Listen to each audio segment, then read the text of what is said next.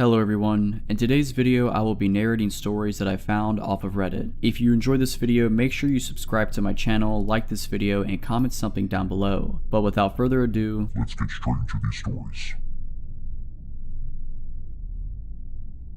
I used to be employed as a child protection worker. A report came through about a stepfather who was being abusive to his children. I was given the investigation by my team leader. When I interviewed the oldest child with the police, she had very visible physical injuries and told me exactly what had happened. I'll spare the details, but it was horrific. As the children were in his sole care, we knew that they needed to be removed immediately. We sent a team of 2 workers out to the children's school while myself and a colleague called the stepfather into the office. I lead the interview and it was horrible. He didn't even try to deny that he had hurt his stepchild, basically saying, "That's my kid, I'll do what I want and you can't stop me." When I served him with the paperwork, he absolutely lost his mind. He was swearing and screaming and said if we were outside this building right now I would kill you. We ended up running out of the interview room, pressing our emergency alarm, and I even had to make a police report about the whole thing. It got really messy. The next day we had court for the children and my manager decided I shouldn't attend due to everything that had happened the previous day. My colleague who attended told me that this man was at court and yelled several times something to the effect of, "Where is that worker who took my kids?" I remember feeling a little freaked out, but it's not uncommon to hear things similar to this when you have to remove a child. It's understandable that emotions are very high. You build a bit of a resilience working in this field, and overall I mainly felt relieved that those children had been placed with an ad and were safe. About 2 weeks later, I had to stay back late at the office on an unrelated job. It was about 9 at night when I finished and I was the only person there. I walked out the back of the building to my car. It was really dark, but when I got close I thought I saw a shadow moving at the front of my car, just for a second, and then it was gone. I was about 20 meters away at this point, but it startled me. I stood there for a second just looking at my car, wondering if I was just being paranoid. While staring into the darkness, I started hearing tiny rustling noises. Safe to say I freaked myself out and sprinted back to the building. I called my boyfriend to come and pick me up, explaining what had happened. By the time he drove up to the front doors, I had convinced myself I was being silly and asked him to drive me around to my car. He circled around and with the headlights shining on my car, I could very clearly see that all 4 of my tires had been slashed. I was an absolute mess that night and called the police immediately. I was pretty sure that this man was responsible, but as I hadn't seen him, I couldn't say for sure. I took a few days off and came back to a meeting with my manager who had put together a safety plan for me and the other staff. She organized to have a security guard escort us to our cars and said very clearly that no one was to stay in the building after hours alone. Then about a week later, a letter was delivered to the office addressed to me. Any mail that comes into the office goes through our reception staff. Our lovely receptionist opened it and it was a note that said, "You're as good as dead." The words were typed and printed. She was an older woman and burst into tears when she read it. It didn't say who had sent it, but I am convinced it was the same man. Over the next few weeks, letters kept coming, each one getting longer. They addressed me as a bit in a home record saying that I kidnap and abuse children. It was just horrible, horrible stuff. The threats in the letters were the worst. The person writing them threatened to torture, kill, find out where I live, and to burn down the entire building. To be honest, the police were less than helpful. They basically said that given the nature of our work, they couldn't conclusively say it was this man, although they had questioned him. To me, it all seemed like a pretty massive coincidence. I'd never had anything like this happen before. They did say they were taking the letters very seriously and tracking down where they'd been posted from, but I never heard anything back about that. My workplace took the threats very seriously too. All of the security was bumped up across the building and all staff completed refresher training on emergency management. One day on the way home from work, I noticed that a car was following me. At first I thought I was being paranoid, so I drove down a bunch of little streets, double backed onto the same route in a way that would make absolutely no sense. Even after all that, a dark green Camry was still paced a little way behind me. I freaked out but had already planned in my head what I was going to do in this situation. I headed straight to the police station, planning to pull right up to the front of the building and beat my horn until I had someone's attention. The second I pulled into the police station, the green Camry drove straight past and disappeared down a nearby side street. I sat there for a good 20 minutes, too scared to get out of the car in case they came back around the corner. It dawned on me that in my panic I'd forgotten to get the license plate. That upsets me to this day. I told the police what I knew, but they told me that the man didn't have any car registered in his name.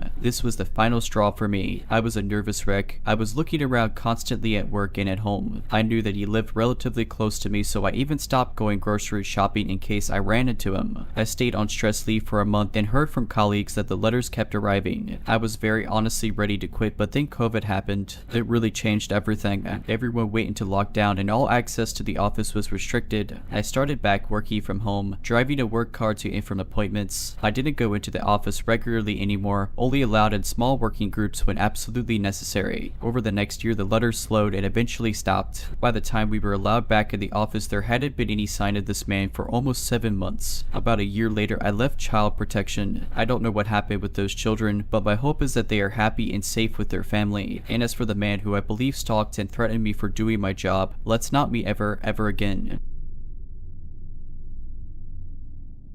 A few years back, when I was around 18, I entered a very rebellious phase in my life. I have always been a prodigy child, always did as I was told, never stayed out late, didn't smoke, didn't drink, scored the highest in all my classes. All my family and friends thought I was the perfect kid, but then something changed. I was on a lot of medication due to my health and I started going through depression. I started acting up like never before. I stopped going to school. I would stay in bed all day, didn't talk to anyone, and then slowly I started talking to strangers online. Initially, it was just talking to them online. I would talk to a few people until I found someone interesting, would dedicate all my time talking to them until they no longer held my interest, and then moved on to the next person. This went on for about a year. Then I eventually started meeting these people in person. Most of these meetings were sexual, and I was very reckless. I slept around with more people than I'd like to admit, and regardless of my lack of concern for own safety, I somehow never met anyone that had any evil intentions. We'd meet a couple of times, do the dirty, and that was that, until I met this one guy. I was talking to a couple of guys at that time. I wasn't in any sort of relationship, so this guy starts talking to me and asks me about my hobbies, my interests, what I do. I told him I do not smoke or drink, and he was shocked. I told him it wasn't that I'd never done it. I tried, but just felt like it wasn't my thing. We talked for a couple of weeks. I ended up talking about how I've been going through depression, and at first, he just listened. Eventually, he started telling me I should try smoking. It would help me relieve anxiety and stress, and I always turned it down, but he was relentless. After a month or so of talking online, we decided to mate. We had never had any sort of sexual conversation or anything, so we were just going to meet as friends. I was supposed to meet another guy, an acquaintance, for something I needed, so I suggested to the online chat guy that we meet briefly for lunch and then he can drop me off to the other guy's place. He agreed and we decided on where and when to go. The day we were supposed to meet, we met at a local cafe. We had brunch and then I got in his car for him to drop me off at the place I had to go. It was a good 45-minute drive, so I put on some songs and decided to relax. 5 minutes into the drive, he offered me a cigarette. I declined. He insisted and kept insisting until I gave up and agreed. I opened the box and there was only one cigarette in there. I told him it was his last one and asked if he was sure he wanted me to smoke it since he would have enjoyed it more than he said yes. I took the cigarette out and there was something odd about it. It didn't look like it was store-bought. It rather looked like it had been rolled by hand. But then again, I had never smoked enough cigarettes to be sure, so I lit it and smoked it. I couldn't smoke even half of it. It made me inexplicably nauseous, so I gave up halfway through and offered it to him. Instead of smoking it, he put it out and threw it away. I thought that was weird, but assumed he probably didn't want to smoke while driving. 30 minutes into the ride, I started feeling very sick. My whole body was shaking. I was extremely nauseous, and I could barely keep my eyes open. I kept telling him I wasn't feeling good and that maybe we should go to the nearest emergency room instead of where we were going,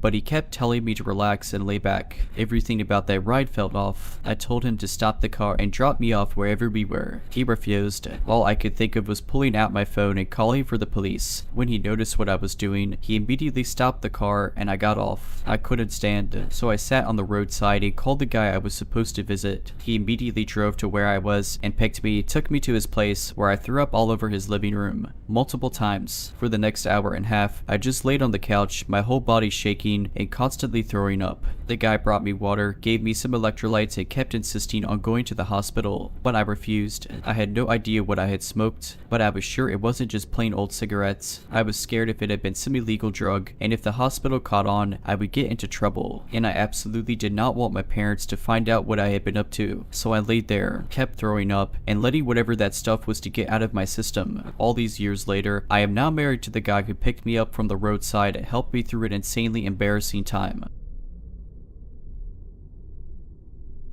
This story takes place about 5 days ago. I'm still shaken up over it. I'm an 18-year-old female and my parents and I packed up our stuff and made the long drive to our new home up north from our small and dinky apartment in Central Florida. I can't lie, I was very excited about this move. Attending college in the spring, finally getting to start my dream career, and so many other things I couldn't or didn't get to do in Florida. On the first night of our drive, we stopped at a hotel in what appeared to be a shady area. It was kind of scary as it was set up right outside of a closed down gas station with boards and graffiti written all over them. From my parents' experience and what I've seen on television, these aren't the types of places you want to go lurking around in. My dad, who's usually very calm and collected, was on edge the whole night since the door to our room didn't close all the way. We had to prop one of the hotel chairs against the door and use the deadbolt to have even the slightest bit of comfort. I thought it couldn't get much worse than that, but I was so wrong. The second night, we stopped at a small town in North Carolina. We had our 2 cats with us, so we had to find a hotel that was pet friendly. We came across one of those hotels and booked a room for the night. While my parents were making sure nothing shifted in the car, I sat in the passenger seat of my mom's car with my little buddy, trying to calm him down. He seemed more agitated than normal. About half an hour after pulling into the parking lot, we grabbed the cats and our essentials. Emotions were running high, so we were all on edge about getting to our new home in the next day or two, depending on the amount of sleep we got. We loaded our things into a cart and approached the hotel's side door. My mom pulled out the key card and it took a while for the door to finally unlock, but the second we heard it click, a woman started yelling at us. We all looked up and saw her frantically running towards us. Her voice was frantic. The panic in her voice still sends shivers down my spine every time I think about it. She wore a long dark blue jacket, her hair in a messy ponytail that was tucked inside her hoodie. She either looked really tired, like she hadn't slept in a year, or she had gone through something horrible. She was panting, muttering the words, "Call the police. Call the police. There's something wrong with that baby." There was no child with her, nor did we see any kids in sight. My initial thought was that maybe there was a kid near the front of the building that was seriously hurt, or there was a car accident we were too busy unloading to hear the collision. The woman kept telling us to call police, but my mom told her she didn't have her phone on her. I always carry mine on me, and me being the kind-hearted person I try to be, I offered to call for her. But the moment I pulled out my phone, my dad snatched it out of my hand. The lady then said, "It's really bad. You need to come and say." My mom told her she didn't want to see, and that we should go inside so the lady could go to the front desk and get help. At first, she was screaming, "No, I don't need their help. I need your help." But my mom kept insisting that we go inside. At this point, my little buddy was whining and clawing at his pet carrier, trying to either get out or attack this lady. My boy might look like a sweet ball, but if provoked, he's a scratchy machine. The lady took one look at him and attempted to reach for him, saying, "Yeah, let's get the babies inside." The way she said that was creepy. This time she sounded like she was on drugs or had bad intentions. I scooped up my cat before she could touch him, and we led her to the front desk where she told the hotel worker the same story she told us. The hotel worker tried to calm her down, and while the lady was distracted, my parents and I walked toward the elevator and started getting inside. As I looked back at the lobby, I saw the woman staring at us, her eyes full of anger now. She then started charging at us, and before I even had a chance to react, my mom pushed me and my furry baby into the elevator, them standing in front to protect me. I could see the woman still running towards us as the elevator was closing. I remembered the small screen near the elevator in the lobby showing which floor the elevator was heading to, so to stop this crazy lady from harassing us all night, we pushed all the floor buttons and we stopped on every floor. First the second, the third, the fourth, then the fifth. After the fifth floor, we pressed the button back to our original floor and quickly piled into the room. Silence. My heart was pounding the entire time. My body started shaking at what just happened. As I got my cat out of the carrier, I heard my mom and dad talking about that lady. My dad speculated that maybe she had a mental illness or was on drugs, whereas my mom said she could have been a trafficker with the way she was trying to get us to come with her and see the supposed situation. That's when my heart broke. I try so hard to see the good in people, but at the same time, I try to keep the best distance I can. But this was the first time someone ever approached me. I was so gullible to almost believe her story. My guard had slipped. I tried to hold back my guilt and fear as best I could, but I ended up breaking down. My mom hugged me, saying everything was going to be okay. But no matter how many times she and dad kept saying that, my body continued shaking and my paranoia lasted throughout the night. Even at the slightest creak, I shot up from the bed and looked out the peephole thinking the lady had found us. Luckily, she wasn't there. That night, we all decided we were going to get up around sunrise and reach home before nightfall. No more hotel stops, no more creepy people, and no more shady areas. As we checked out the next morning, the same employee from the last night was there and we asked her what had happened after we got into the elevator. The worker told us after that, the crazy lady left in a huff, her hands clenched into fists. But then the worker revealed a detail that my mind keeps going back to. When she turned to go go after us, she saw a syringe in the crazy lady's jean pocket. I don't know if she had already used it or was planning to use it on me and my family. It makes me wonder what the outcome would have been had my parents not been there, and if I had given the lady my phone instead of offering to call for her. Would she have sold us into trafficking? Would she have robbed us while we were injected with whatever she was on? Anyway, we made it to our new home 2 days ago, but the fear of that night still eats away at me. It goes to show that no matter how panicked and frightened someone may sound or act, you truly don't know if they're in genuine trouble or if they have bad intentions after gaining a random stranger's trust. Please be careful out there, guys. I, unfortunately, had to learn the hard way that not everyone in this world is a good person. I'm just happy to still be alive and safe. I hope I never see that crazy lady again. I'm a young guy with a nighttime job living in an area of town that has gotten pretty sketchy the past decade or so. The police are here at least once a month to sort out some violent or drug-related crime. I'm a very routine-focused person, so for the past 8 years before going to work at 1:30 in the morning, I always take my dog out for a walk around 1 in the morning. In fall of last year, I went for the routine dog walk one misty night at 1 in the morning like I usually do. I made a right turn after exiting the gate, and just as I passed the corner of my apartment building, I noticed a fuzzy shape on the ground just outside the gate of the neighboring building. I stopped in my tracks and took in what I was looking at. I determined it was just a cat laying on its side on the pavement. I thought this was odd, but since I know my dog would most certainly bark at it and wake up the entire neighborhood, I chose to turn around and take a different route for the walk than usual. For the rest of this walk, I was reflecting on that cat. There was something very off about the cat just laying relaxed on the ground in the middle of the night with no people around. Once my walk had looped me back to my gate, I decided to turn the corner again and see if the cat was still there. Sure enough, it was still there, same position and everything. Now I thought this scene was even more odd. I took my dog up to the apartment, put my work clothes on, grabbed my car keys and headed out. As I exited the elevator, the image of the relaxed cat laying outside was still in the back of my mind, perplexing me. Instead of going into the underground garage, I decided to instead go out of the main gate one last time to check if the cat was still there. I exited, turned the corner, and once again, the cat was still laying there. Since my dog wasn't with me this time, I just approached it this time to check if the cat was okay. When I got to it and looked down, I stared at it for a good long while. The cat wasn't breathing at all. It was dead, no question about it. I had my suspicions this might have been the case, so I wasn't entirely shocked, but something was still so off about it. The cat wouldn't just lay down in the middle of a paved sidewalk to die of natural causes. I thought. There was no noticeable blood on or around it, so I began thinking the cat might have jumped from one of the balconies. Just as that thought hit me, a raspy voice spoke to me from above. "Yeah, there she is," the voice said in a very matter-of-fact type of tone. I got spooked and quickly glanced up through the mist. I saw a middle-aged woman on the 5th floor balcony leaning over the railing, looking down on me with a lit cigarette in her hand. When our eyes met, a cold shiver shot through the top of my scalp all the way down to my toes in an instant. I may have misinterpreted her facial expression due to the fog, but I could swear she was smiling when our eyes met. Without responding, I immediately turned and quickly walked over to my gate. As I walked, I could hear her laughing. I practically sprinted to my car in the garage. Once I sat down inside, I considered whether I should call the police or not, as every aspect of what I had just witnessed gave me the impression that this neighbor of mine had killed the cat. I dialed the number but decided not to, as they might want me to stick around for questioning, which might get me late to work. So I went on with my night as usual, doing my best to forget about the incident for now. When I got home later, the cat wasn't there anymore. About a week later, I walked past a neighbor living in the same building as me. We had some usual neighborly small talk, but she interrupted herself to ask me whether I heard about what happened in the other building last week. I said I didn't. She told me that a woman on the 5th floor had thrown her cat down from the balcony in a rage because it peed on the living room carpet. The cat had apparently not died immediately, but all its legs were broken from the initial impact with the concrete pavement. Police were called around 5 in the morning when another dog walker saw the cat. The woman had still been out on the balcony by this point, talking to the guy while he called the police. I believe the woman's other cats were taken away from her and she was fined a few $1,000s. She still lives there and I sometimes see her leaning on the balcony railing when I'm walking my dog. I've never interacted with her after that and I sincerely hope she never speaks to me again.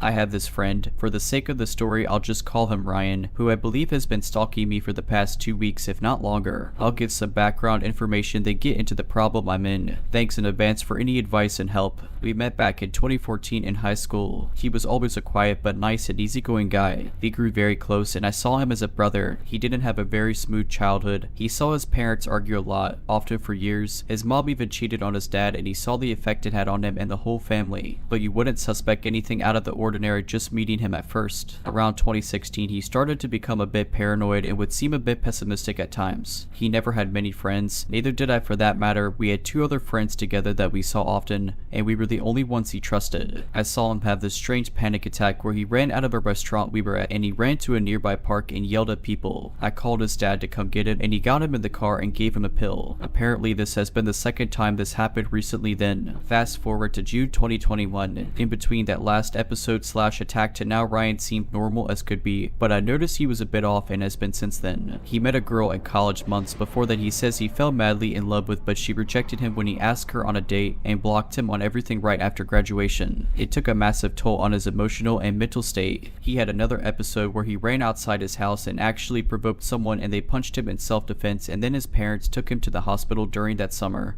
and was officially diagnosed with schizophrenia. So from late 2021 until now, I've noticed he's quieter, still cracks jokes, and can have a decent conversation with them and still seems like a nice guy. But there's some stuff recently that I truly think is alarming, and this is why I'm making this post. So I'll cut to the chase. For the last 6 weeks, we've hung out 3 times. This was actually after a hiatus where we didn't see each other since February this year because I started working more hours and went to night shift. Each of those 3 hangouts, I've noticed he looks at me in a really strange way, like he's horny and imagining me naked or imagining himself hurting me. He also mentions how he's still in love with that girl from school but proceeds to call her names and wants to kill her right after. He has said this numerous times and even mentions going to the elementary school she goes to. He sent me a picture of that school on Google Maps with arrows pointed at it and firework emojis last week. He also admitted to having parked outside her home and sitting there for hours about 5 times back in 2021. For the past week, he has been insisting on hanging out several times a day, and when I was at Chili's with my parents on site, he sent me a message saying Chili's. He's able to see me since I'm on the Snap map on Snapchat since I use the app often to talk to other friends. When I went to the mall right after he said you're going to the mall again, you were there yesterday, which is true. I went to the mall twice, once with mom and then with both my parents the day later to get some stuff since one of our favorite stores was closing, so we wanted to check out good deals. On the drive home that day, he messaged me saying you didn't work today, we should have hung out. I replied maybe Wednesday. So the day after, on Sunday, he again insisted on seeing me, but I went to go play soccer instead with other friends and then went to go do laundry afterwards, and when I was at the laundromat he sent me a soccer ball emoji and a laundry emoji indicating he saw me on the Snap map. Here's the thing, he keeps mentioning where I am and it's always within 10 minutes of me being on my phone. He's actually done this for the last 2 years, but never this frequently.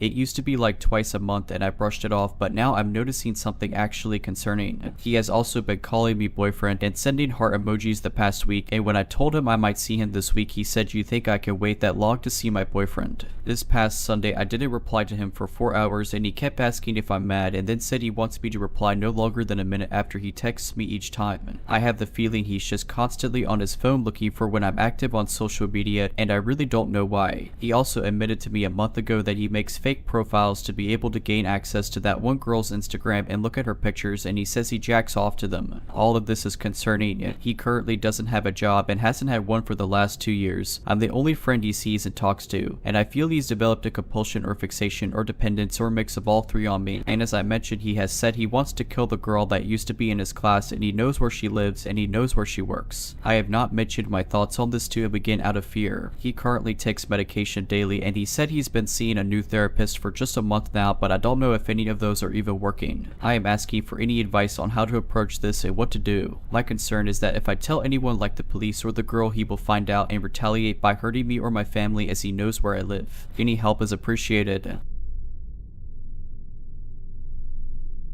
This happened about 20 years ago. I was 9 years old at the time, but my parents have also told me their side of the story on a bunch of different occasions, so that should help. My parents are both biologists. They met at work, and from there it's history. The place where they worked at the time was a government building dedicated to biology research used in government projects turned towards the public, meaning they were the ones studying the environment and making environmental protection laws around their studies. This being a massive, old government building, it always had a security guard present day and night. During the day, these security guards would mostly just stay at reception and greet people, but at night they would go do their rounds and make sure there were no intruders because of all the science equipment and computers kept in the building. One of these guards is the let's not meet guy. Initially, he seemed like the nicest person. He was really nice to me, and frankly, all the memories I have from him before this were really nice. He would greet me and talk to me in the nicest way every time my parents brought me to work. He would make me paper planes, which he was surprisingly good at, and throw them around with me, and he would stay with me at reception in the days my parents had to work into the night. Obviously, for me, that would get really boring really fast, so he'd keep me company and entertain me. Mostly we would talk, play with the paper planes, and watch television. It all seemed nice enough for my parents to trust him with me, which was probably their biggest mistake. One night, my parents had to work even later than usual. I think it was around 10 at night and they were still at it, so this guy, who was on the night shift, decided to take me around the building with him to do his rounds. We started on the top floor, checking all the rooms and the exterior part on the roof. Every room was so dark that I'd always stay a little behind and wait for him to turn on the lights. Then we stepped down to the second floor where my parents' office and labs were. We checked the opposite side of the building, going into labs with massive extractors, microscopes, and every kind of science equipment you might think of. We walked down the stairs to the first floor where most of the administration rooms were. I still remember seeing some maps on the walls and embalmed fish everywhere serving as decorations. First floor was all clear, so it was time to check the 2 basement levels. I thought it would have made sense to check the labs on the right side first, as the left side had a flight of stairs at the end leading up to where my parents were, but for some reason he decided we'd go check that side first. We checked all the labs, but I noticed his pace was accelerating and he was starting to look and sound happier, excited even. Once again, we checked all the labs, all the quarters from one end to the other, turning the lights on ahead of us and turning them off behind us when we left. When we got to the last area, he turned all the lights on and we went inside. There were 3 separate offices on each side of the lab, and on the first one, he hurried towards the printer, opened it up, took out 2 pieces of paper, and made 2 quick paper planes. That's when everything changed. He picked up one of the planes, went outside of the office, and threw it towards the end of the room. Then he told me the one he just threw was mine and that we could throw them around in there. I ran to the other side of the room to pick my plane up, excited to play with it, and suddenly the lights went off. When I turned around to check what was happening, I saw him getting out of the lab, turning the lights off and locking the door. I ran to the door, punched it and kicked it while screaming for him to open, panic taking over me because of how scared I was of being in the dark at the time. Through the glass on the door, I could see him scurrying away in the corridors, turning the lights off as he went and disappearing after turning a corner. I'm pretty sure that everything I felt and every shadow and creepy monster I saw in there while waiting was part of my imagination because of how scared I was. I balled up against a corner and could see shadows moving around me in the dark. I could only cry, lost, without knowing what was happening and why he was doing that. My parents finished work eventually, and when they did, they packed up their things and made their way to the lobby to pick me up and go home. When they got there, the security guard was at reception, but I was nowhere to be found. They panicked, of course, must have shouted 100 different cuss words at the guy, and I'm not sure how my dad didn't murder him right then and there, but when they first asked the guy where I was and what he had done with me, he simply said that he had gone to do the rounds with me and I must have gotten lost somewhere. This is a building that would take you about an hour and a half to check from top to bottom, even if you're rushing, so must have gotten lost somewhere is not exactly helpful. They looked for hours without finding me. It was only when I saw a light far at the end of the corridors leading to the lab I was in that I got the courage to stand up, rush towards the door and start punching it as hard as I could. They finally found me there and made the guard unlock the door to get me out. I don't really remember sleeping that night, and if I did, it must have been out of exhaustion, but I know I made my mom stay in the bedroom with me the entire night. Of course, my parents made a complaint against the guard, and when they did and the guy started being investigated, he was fired and arrested, not because of locking me away where he probably hoped no one would find me, but because he had been partnering up with other criminals to steal computers and equipment from the building to sell in some shady market along with the information in the hard drives and make money off it. By then, he had stolen a lot of old computers without anyone realizing, and who knows what his plans were for me that night. I'm not convinced that locking a crying child in the middle of the darkness, hidden away in some room, is exactly the most normal behavior if you're not trying to hide them and come get them later when everyone has left and sell them as part of your product. Luckily, he never had the chance to do that, and I really hope he never got to do it to any other kid.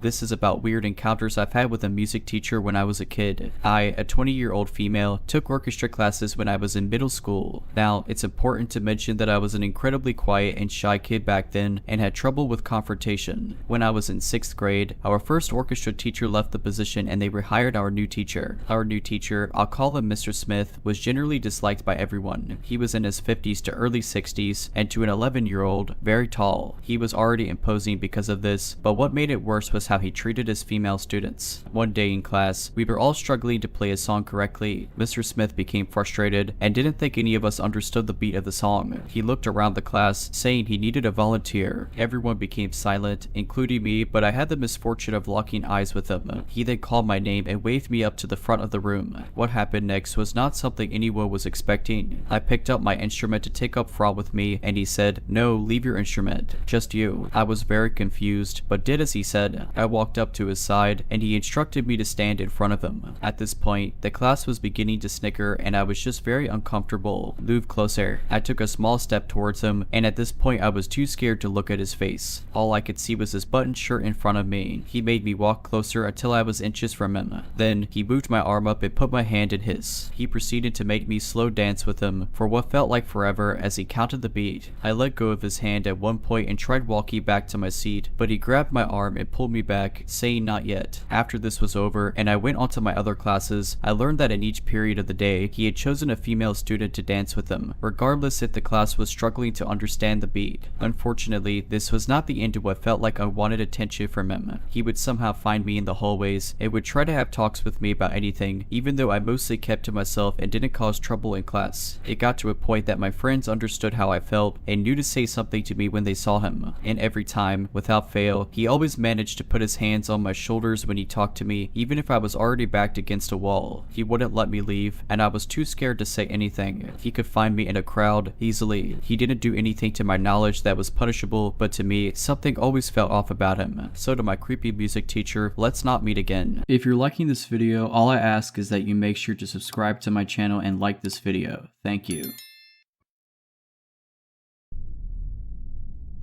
I work at a truck stop in Massachusetts in the United States. There is a 24-hour bathroom and gas station in this truck stop. One day after work, where my restaurant closed at 12 at night, I decided to go and sit with my friend who works at the gas station. His name is Jake for this story. He's 30 years old, as I usually did from about 12 at night to 2 and 3 at night. It was an average night at the beginning as there were not many customers. I sat there and drank my beer and relaxed while he fared with the customers buying gas and scratchers. At about 1:30 at night, there were some more customers coming in. I saw two cars park around the same time, one at a gas pump, one in front of the store. Obviously this is normal as we always look toward the front door when somebody drove up, especially because we'd either be smoking pot or doing something else. I remember hearing the vehicles pull up and looking upwards toward the customers a few seconds later. I saw a lady walking from the pumps with what looked like a young girl who was likely related to her, and another car parked in front of where the clerk's window is. I saw the woman walk up to the door with her daughter, and another gentleman was walking behind them into the store. As the older woman opened the door after walking over from a pump, her daughter took a left turn, seemingly headed to the bathroom, as a lot of customers on our rest stop are travelers, and a 24/7 restroom is pretty rare in my state. I saw a man get out of his vehicle, which was parked right in front of the cashier's window, which is Jake's window. The mother walked in and we greeted her as usual, whereas right after we watched the man walk up and open our front door, the man pulled on the gas station / store's front door and then looked to his left. I was watching both customers with both eyes, and it was indeed strange when I watched his eyes veer to the left. Suddenly he let go of the front doors as he quickly decided to speed around the corner. Like I said already, I saw this woman's daughter go in that direction, which is the only way to any other section of the truck stop at this point,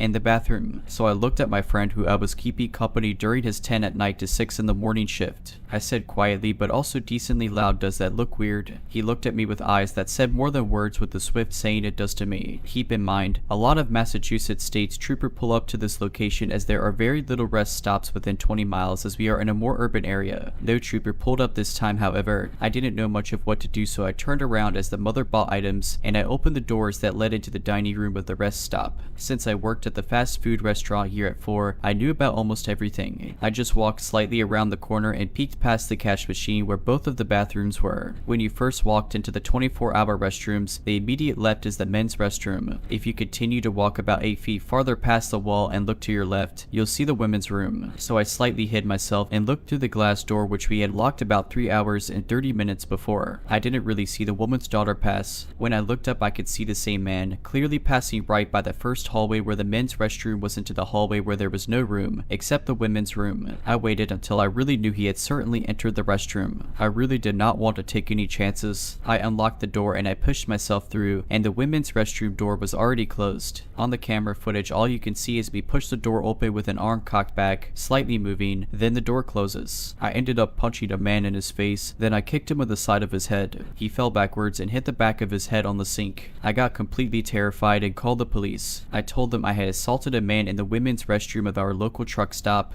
but thought it was for a good reason. State troopers had arrived after not even 3 minutes. I already had my hands up at the gas station and air section. They asked me what had happened and I told them everything. After the state troopers witnessed the camera footage recorded by the gas station into the rest stop bathroom, they made a decision. The state troopers came up to me and said any driver who was stopped by a law enforcement officer for a traffic violation and is not wearing a safety belt can be fined $25. They charged me a $20 fine. I will not name any officers that were involved in this situation. I do not know what happened to the possible creep, and frankly, I really will never care for the rest of my life. I don't think I really saved anybody, but I hope that day I made somebody really rethink their decision in doing what they wanted to.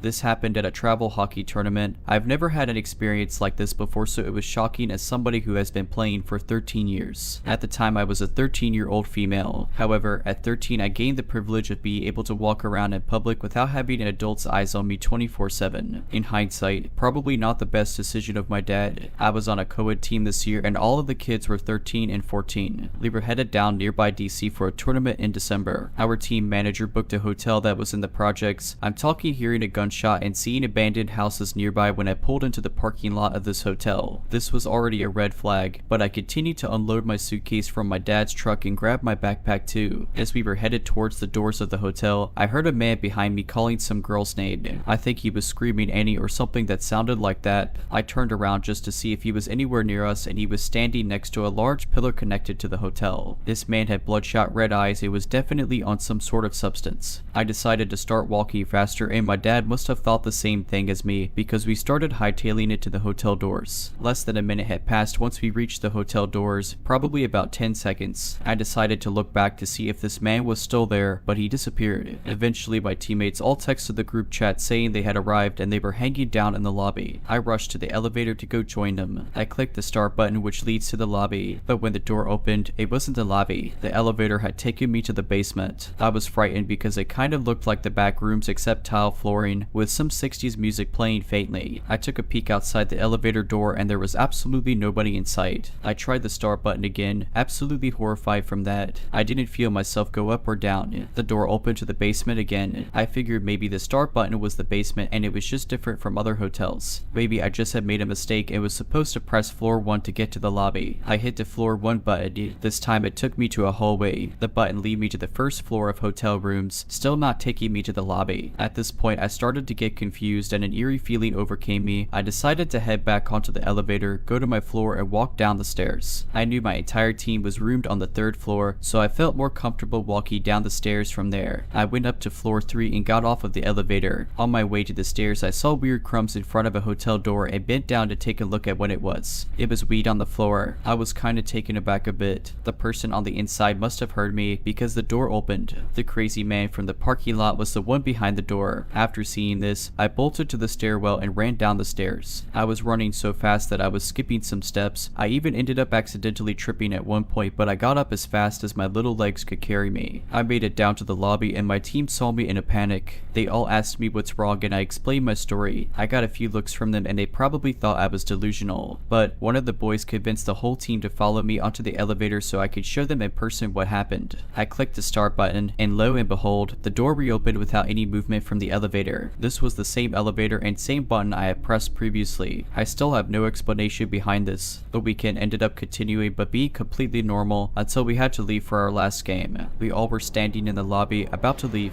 We walked out into the parking lot to see that one of the cars had been broken into and it was my teammates. This car had a back window that was pretty big so you could see what was inside of the trunk. Well, turns out that somebody had broken into the vehicle thinking it was full of something valuable. The only thing left behind in the trunk was both of my teammates' sticks, so he definitely wasn't looking for equipment. Joke's on him though, because hockey equipment smells absolutely rancid and he probably had a not so nice surprise when opening up the bag. The hotel workers actually checked the cameras and guess who it showed? The crazy man from the parking lot. So crazy man, let's not meet.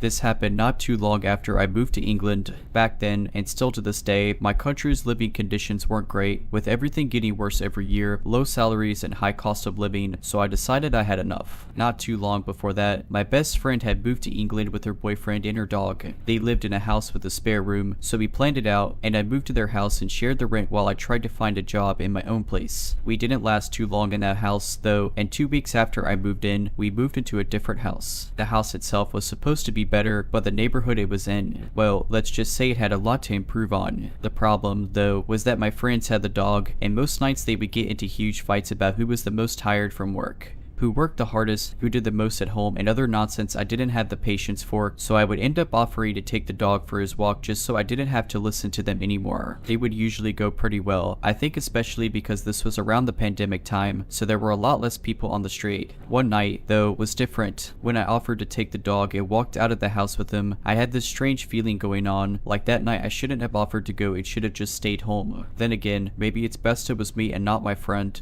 Back then I was 25 going on 26, well built and broad shouldered and could easily take a fight, even though I'm not a very tall guy, so would probably present a bigger threat than my friend. I went down the stairs, walked out of the building with a trash bag in hand, dumped the bag and went on my way to the close entrance. As always, when I got to the main road, because I like to keep the walks different and fresh for the dog, I looked both ways to decide which way to go. That's when, to my left, I noticed this guy jogging in my direction. What troubled me, though, was that he was jogging in completely normal day-to-day clothes, not dressed to go out for a run at all. Thinking I didn't want to be judgy people and didn't want to be feeling uneasy, I decided to just walk the other way and try to ignore the guy running my way. If it was the case, I would cross the road and see what happened. I wasn't the only one feeling uncomfortable, though, as the dog was refusing to just go about our way. He was an intense dog, with a massive focus when it came to trouble, and was a mix between a bulldog and a Portuguese hunting dog breed, so he was medium-sized, muscular, and had this habit of staring people down in a way that would make everyone uncomfortable. And that's just what he did then. I turned to my right, started walking down the street, having to pull the dog along every 5 seconds because he wouldn't stop turning around and observing the guy, who was still about 30 seconds jogging away from us. Of course, I kept my eye on the guy as well, taking advantage of having to pull the dog along to keep measuring how far the guy was from us, and when he was starting to get too close for comfort, I decided to cross the street. If he was just running past, he would be on his way. If there was something else happening, he would cross the street as well. Of course, that's exactly what happened. When I started crossing the street, the guy crossed it behind me, and then I decided to actually stop and let the dog stare the guy down to see what would come out of this. It was like I had messed everything up for him. He looked surprised, stopped running, and walked past us with both me and the dog eyeing him. He then lifted his hands like he was surrendering and said, "Hey brother, all good, all good," to which I just replied, "All good, you?" "Yeah, boss, yeah," he said. Then he walked ahead of us and finished crossing the road, and I went back to the same side of the road I was on to begin with and thought that would be it. No trouble, just a slight misunderstanding. That's when the guy stopped, turned around, saw I was not on his side of the road anymore, and did the weirdest thing. He took 2 steps back up the road and hid behind a tree, like he was hiding from someone else that was ahead on the street. This made me even more uncomfortable, and I was now having to control my shaking legs, adrenaline and increasing heartbeat, and not let any signals give my discomfort away. I ignored it, kept walking ahead, walked past the guy on the opposite side of the road, looked him in the eye again to warn him without having to say anything, and kept walking. 10 more steps was all it took. With this weird guy behind me, I heard something shuffle ahead in the street. Initially, I thought this could be a fox, but stopped when I decided the shuffling sounded like it was coming from something way bigger than a fox or a dog. Another person, maybe. Then I saw it. There was someone else hiding behind one of the upcoming house's trash can, waiting for me to get there. I could see a part of their back showing up from one of the sides. I don't know if me and the dog could have taken them on or not, but I decided then I wouldn't risk it for me, let alone risk the dog's life. I turned around and started walking up the street again. Walked past the first guy, who was still huddled behind the same tree, nodded at him, said goodnight, and left. The surprise in his face confirmed everything to me. They were not expecting me to understand what was going on, were not expecting me to turn around and simply walk away, and the first guy was not expecting me to still interact with him at all. For the night, I decided to just let the dog do his business in the little grass area behind our building, and that was it, considering that this was a very dangerous and high crime neighborhood which keeps getting worse, and a month later my boss's son and his friends were mugged at knife point with a machete just up the road from where this happened. I think I made the right choice that night.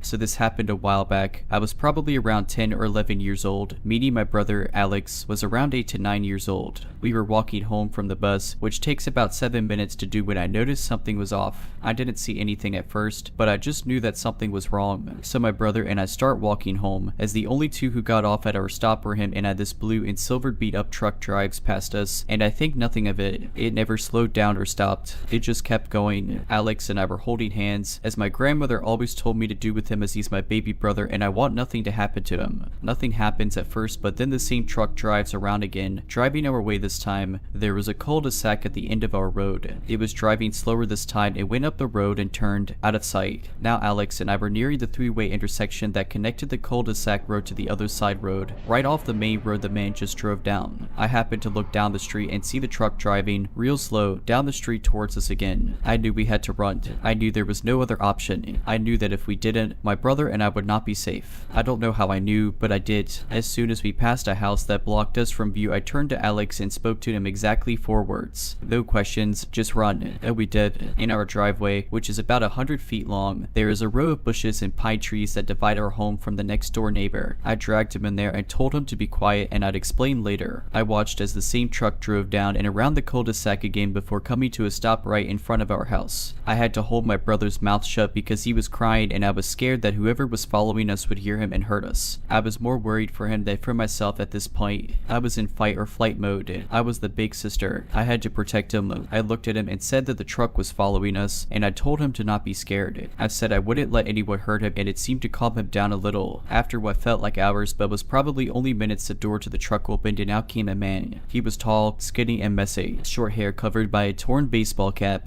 ripped jean shorts, and a puke green tank top. He entered our yard and looked around a bit. Alex and I were still in the bushes and I was trying to find a way to get to our house safely without getting this dude's attention. The guy left after what felt like forever and entered his car. He started it and drove away slowly. I waited a few minutes to make sure he was gone before turning to my brother and saying, "We need to run. When I count to 3, we are going to run behind the house to the back door." Okay, he agreed, and we waited a few more seconds before I started counting. I still didn't have a good feeling about this, but I knew we had to move. I started counting. As soon as I hit 3, we booked it across our driveway and into our front yard to go around the house. As soon as we left our spot, I heard it. The sound of accelerating. He saw us. He was waiting for us to leave. He chased us up our driveway as we ran around the side. I grabbed Alex's hand and practically dragged him around the house and made him run ahead to the garage door to see if it was locked while I searched for my house key, which was about 20 feet away from me. The garage door was open. I swear to God I saw this man round the opposite corner of the house that we did as I entered the house. We entered and I slammed it shut, locking it and deadbolting it. I didn't stop running until I opened the house door and ran downstairs with Alex, screaming our safe word. My grandmother made a safe word for us that was a normal everyday word that we could use if we were in danger, just had to scream it basically. It woke my aunt who worked the night shift and was sleeping. We told her everything and she stayed up with us until my grandmother got home. They called the police and that was my first ever interaction with an officer. The man was never caught. To this day I don't know what he wanted, but I'm sure it wasn't good. I'm just glad my grandma drilled stranger danger into my head. I don't know where my brother or I would be right now if she hadn't. So, to the messy man in the blue and silver truck, let's not meet again.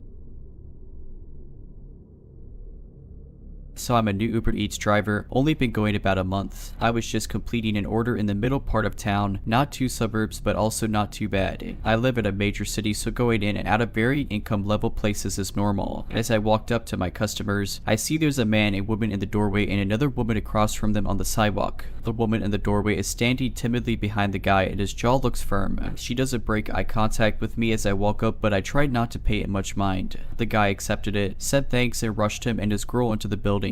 I started to walk back to my car when I noticed the woman from before gently calling for me to stop. She was gently saying hey, and I almost didn't catch it. However, I did notice her trying to keep pace with me on my way to my car. That sent my haunches up and I did a quick little 1-2 step to get a bit in front of her. Jumped into my car without breaking eye contact with her, quick pushed the lock button on my door, and she still proceeded to try and reach for my passenger side door as if to open it. She heard the door click and stopped on her way to grab it. She bent down to look at me through my window and her eyes looked far off and bleary. She kept mouthing something, but just like before, her voice was very quiet and I couldn't hear her. I cracked my window just a bit so I could hear her, but not enough that she could get a hand inside. I said hello. I was pretending to be callous and hard, but I am very soft and easily intimidated. I'm not good with confrontation, and in most dangerous situations I tend to panic. I'm really proud of myself at this point that I was quick enough to think of all of these safe solutions. She starts just talking in circles about what are you doing, where are you going, and you can't deliver for Uber, you're in high school. Keep in mind that I do have a baby face, but I am 30 years old. I'm polite but curt with her and tell her yes, I am doing deliveries and now I have to go. Did you need something or did you need any help? She keeps trying to talk in circles, but as I'm about to insist that I am peeling out, she says, hey, let me come with you. I get this weird feeling in the back of my neck because she looks like what she said was a perfectly sane request and still did not break eye contact with me. Also keep in mind that this entire time she's been speaking with a very gentle and quiet voice as if she was talking to a small scared animal. I say no thanks. She insists, saying just trust me, I'm going to go with you, just trust me. Again, this point getting more nervous, I say no thanks, I'm about to drive off, you should step back so I don't run over your feet. She tries to get closer, maybe thinking that if she doesn't move I won't move. She's sadly mistaken and I start rolling slowly forward saying you better step back, I'm about to crush your feet. She kept laughing to some unknown joke in her own mind saying you're so funny, you're so funny. I peeled out of there and confusedly looked back in my rearview mirror. I never come across someone like that before and I've been in much rougher neighborhoods than this, so I was very confused. I called my husband, who was used to living in the rougher part of my large city, and said that she could have potentially been trying to trap me so that another person or car could roll up on my driver's side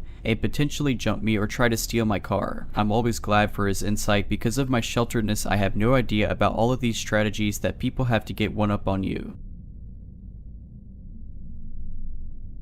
Hello, I wish to tell you where my fear of going in water comes from. It's something I was never ashamed, but I never told the real details to anyone. To begin with, I never had a fear of water when I was young. I was a good swimmer with a lot of imagination who loved The Little Mermaid, the Disney and Anderson versions, but after meeting someone when I was 13 years old, it changed everything. Now, a little introduction to my childhood to understand the context. My mom couldn't have a baby because she had an illness, so she and her husband adopted me when I was a baby. I never had difficulties regarding that and had a happy childhood being an only child. They are my mother and father, that's all. However, one day, they divorced. My dad had an affair with a younger woman, she got pregnant, and he told my mom when the pregnancy was almost done. I was 9 and it broke the relationship I had with my dad and gave me insecurities about being unloved by him. My parents stayed friends only for me, and for many years, I spent half of the summer holidays with one and the other half with the other. This summer, I was with my dad, his new wife, and my half little brother, and I hated it. Being a teenager who despised this new side of my family and being forced to go with them to a beach, I was always grumpy and dramatic. It was a small nudist beach, a new thing my father discovered while having a new partner. I didn't really care since I could wear a swimsuit. One day, my dad came back to us with a guy around 50 who introduced himself as an English teacher. Let's call him Alex. Usually, I had nice grades, but I wasn't very good in English, which wasn't my first language, so my dad told me Alex agreed to teach me a bit and help me do my summer homework. I was happy, seeing their opportunity to none of my father helping me do them. So, the next day, Alex came back to us and helped me do a few exercises while my dad went away to go swimming. After an hour or so, Alex proposed to go in the water and I accepted. I said to my father's new wife where I was going and followed Alex. He gave me a tuba and a mask to watch the fishes. Now, I know it was stupid. I was well aware of stranger danger, but I was happy to have a distraction and didn't think this guy was dangerous because he got introduced by my father. There were a lot of waves and the sea was so clear I remember watching in fascination all the colorful fishes around me. I followed Alex without difficulty and we turned around some big rocks. There, he gave me the sign to go up and told me we could rest here. Like I said at the beginning, I was a good swimmer, so I put the tuba away from my mouth and said that I wasn't tired at all. I don't know if he didn't hear me or didn't care because the next moment, I felt hands around my hips forcing me onto his naked lap. I panicked, my head got under the water while the guy was pinning my back against his front. I don't remember if I had the tuba back into my mouth, but my feet couldn't touch the sand at the bottom and I couldn't get to the surface. I thought I was about to drown. I was so scared I don't even know if he was hard or was trying to touch me. I kicked and struggled until he let go of me. I climbed on the rocks and got onto the shore before going back to the beach on foot. The rest of the day, I was silent but nobody seemed to notice, except during the evening when my mom called me me on my phone and she immediately knew something was wrong. I briefly explained to her what happened and she told everything to my father, who confronted Alex the next day. We never contacted the police and I never met him again. Maybe he wasn't an English teacher to begin with and was looking for an excuse to meet a naive teenager. The moment Alex grabbed me was so quick, maybe 20 seconds, but it left a huge scar on me. I can't go totally underwater while being unable to touch the bottom without panicking. I don't swim anymore. I know it could have ended way worse and that's the only thing I'm glad for.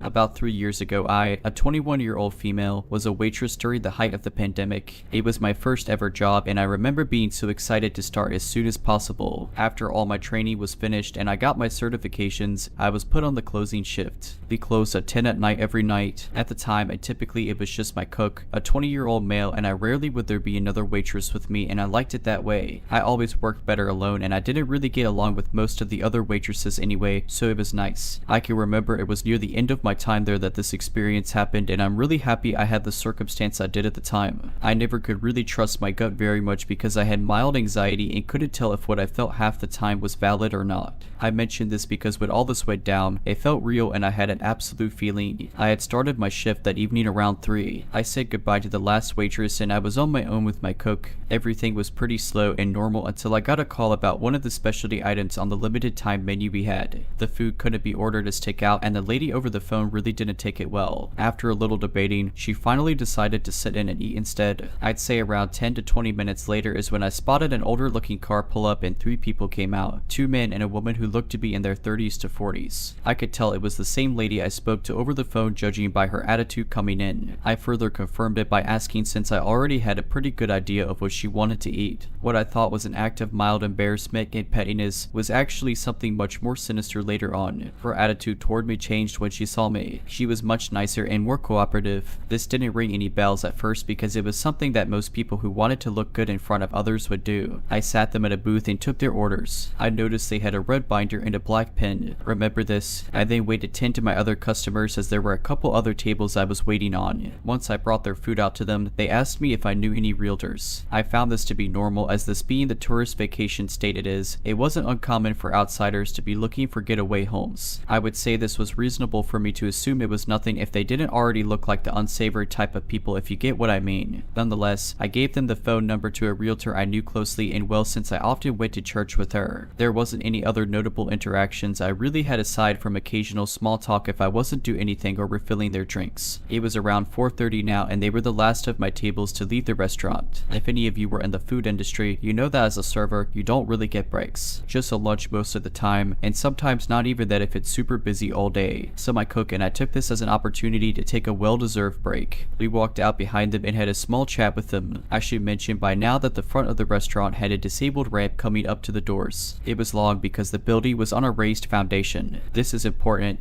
Now, I didn't really notice it at the time, but one of the men took my cook to the other side of the ramp, down near the end, and was chatting with him over a cigarette. I was behind the railing at the top of the platform where the ramp plateaued. Luckily, the other man and the woman were on the other side of the railing about 5 feet below but in front of me. We were having some small talk and they started to ask some personal questions such as if I lived in the area, if I smoked weed, how old I was, stuff like that. I hadn't quite learned yet that telling strangers such personal things wasn't a good idea, however this for some reason was starting to raise some red flags. I gave very vague answers to all her questions as best as I could. Unfortunately, they still persisted in trying to have some sort of communication with me outside of my work, whether or not I said no. I suppose when they finally realized that I wasn't going to give that information up, the woman finally got to her point. She had told me that she had a business offer for me. It was for a cleaning service. I don't like cleaning anyway, so regardless I would have said no. However, what she said next solidified my answer. She proceeded to tell me that she owned a maid service called the Pretty Kid is Maid Service. She said she needed pretty and young girls like me, that she had 10 girls now as it was that she wanted to expand. She mentioned how they get paid $30,000 and how it would be a great opportunity for me to help her with her business. I instantly knew at that point that it certainly wasn't a maid business and I was in danger. However, I didn't understand just how much danger I was in. I politely declined her offer and told her I liked my job as it was, that I was satisfied working for my boss. She tried to further convince me by telling me how easy it was and reiterating how much I'd make under her supervision. She mentioned how she had a van for her business and described it to me. I can't exactly remember what she told me, but I do remember how she told me to follow her to her car. She said she'd show me a picture of her van in her car, but her phone was in her hands. I knew for certain I wasn't going anywhere with her or near that car. I declined yet again and said that I was fine right where I was. I said she could show me on her phone instead, but she was hesitant. After which she proceeded to end the conversation and left with the two men. A little shaken, I walked back into the restaurant with my cook and told him what I had just experienced. He joked about how I'd have good money if I went with him. Because I didn't take the situation as seriously as I should have, I laughed with him. At the end of that night, when the cook's grandmother came to pick us up, I mentioned the weird interaction. A panicked look came over her and she sat silent, staring at me. I got confused and asked her if everything was okay. That's when I learned the signs of human trafficking. She broke it to me that I was almost trafficked and I was incredibly lucky I didn't get kidnapped. My stomach dropped and I started to panic at the realization of just how much danger I was in. Nothing really happened after that, except for the red binder and the black pen I told you remember. I went to work the next day and a customer walked in. Now normally in my part of town, not many people like to sit and relax for a while. They're mostly there to just eat and leave as it wasn't exactly a cafe. While I get into my apron and sit this gentleman, he was well dressed, not in a suit and tie, but just nicely dressed. He was alone. I sat him at a single booth and took his order of one single coffee. He had a red binder and black pen with him. I didn't even notice until my cook from the night before reminded me of it. I was so shocked at the fact, and it unsettled me even more that he proceeded to sit there for 3 hours, watching me as I tended to my tables. I kept asking him if he needed anything else, and he asked me if people never just sat and relaxed with coffee. I sort of shrugged and said no, not here. Now this might come as a surprise to some of you, but servers, believe it or not, do listen in on some of your conversations. I'm lucky I did with this one. I specifically remember him speaking over the phone about finances and how he needed to find another house. He spoke about moving money and how he was going to pay his girls that night. I ran to the back of the kitchen and told my cook.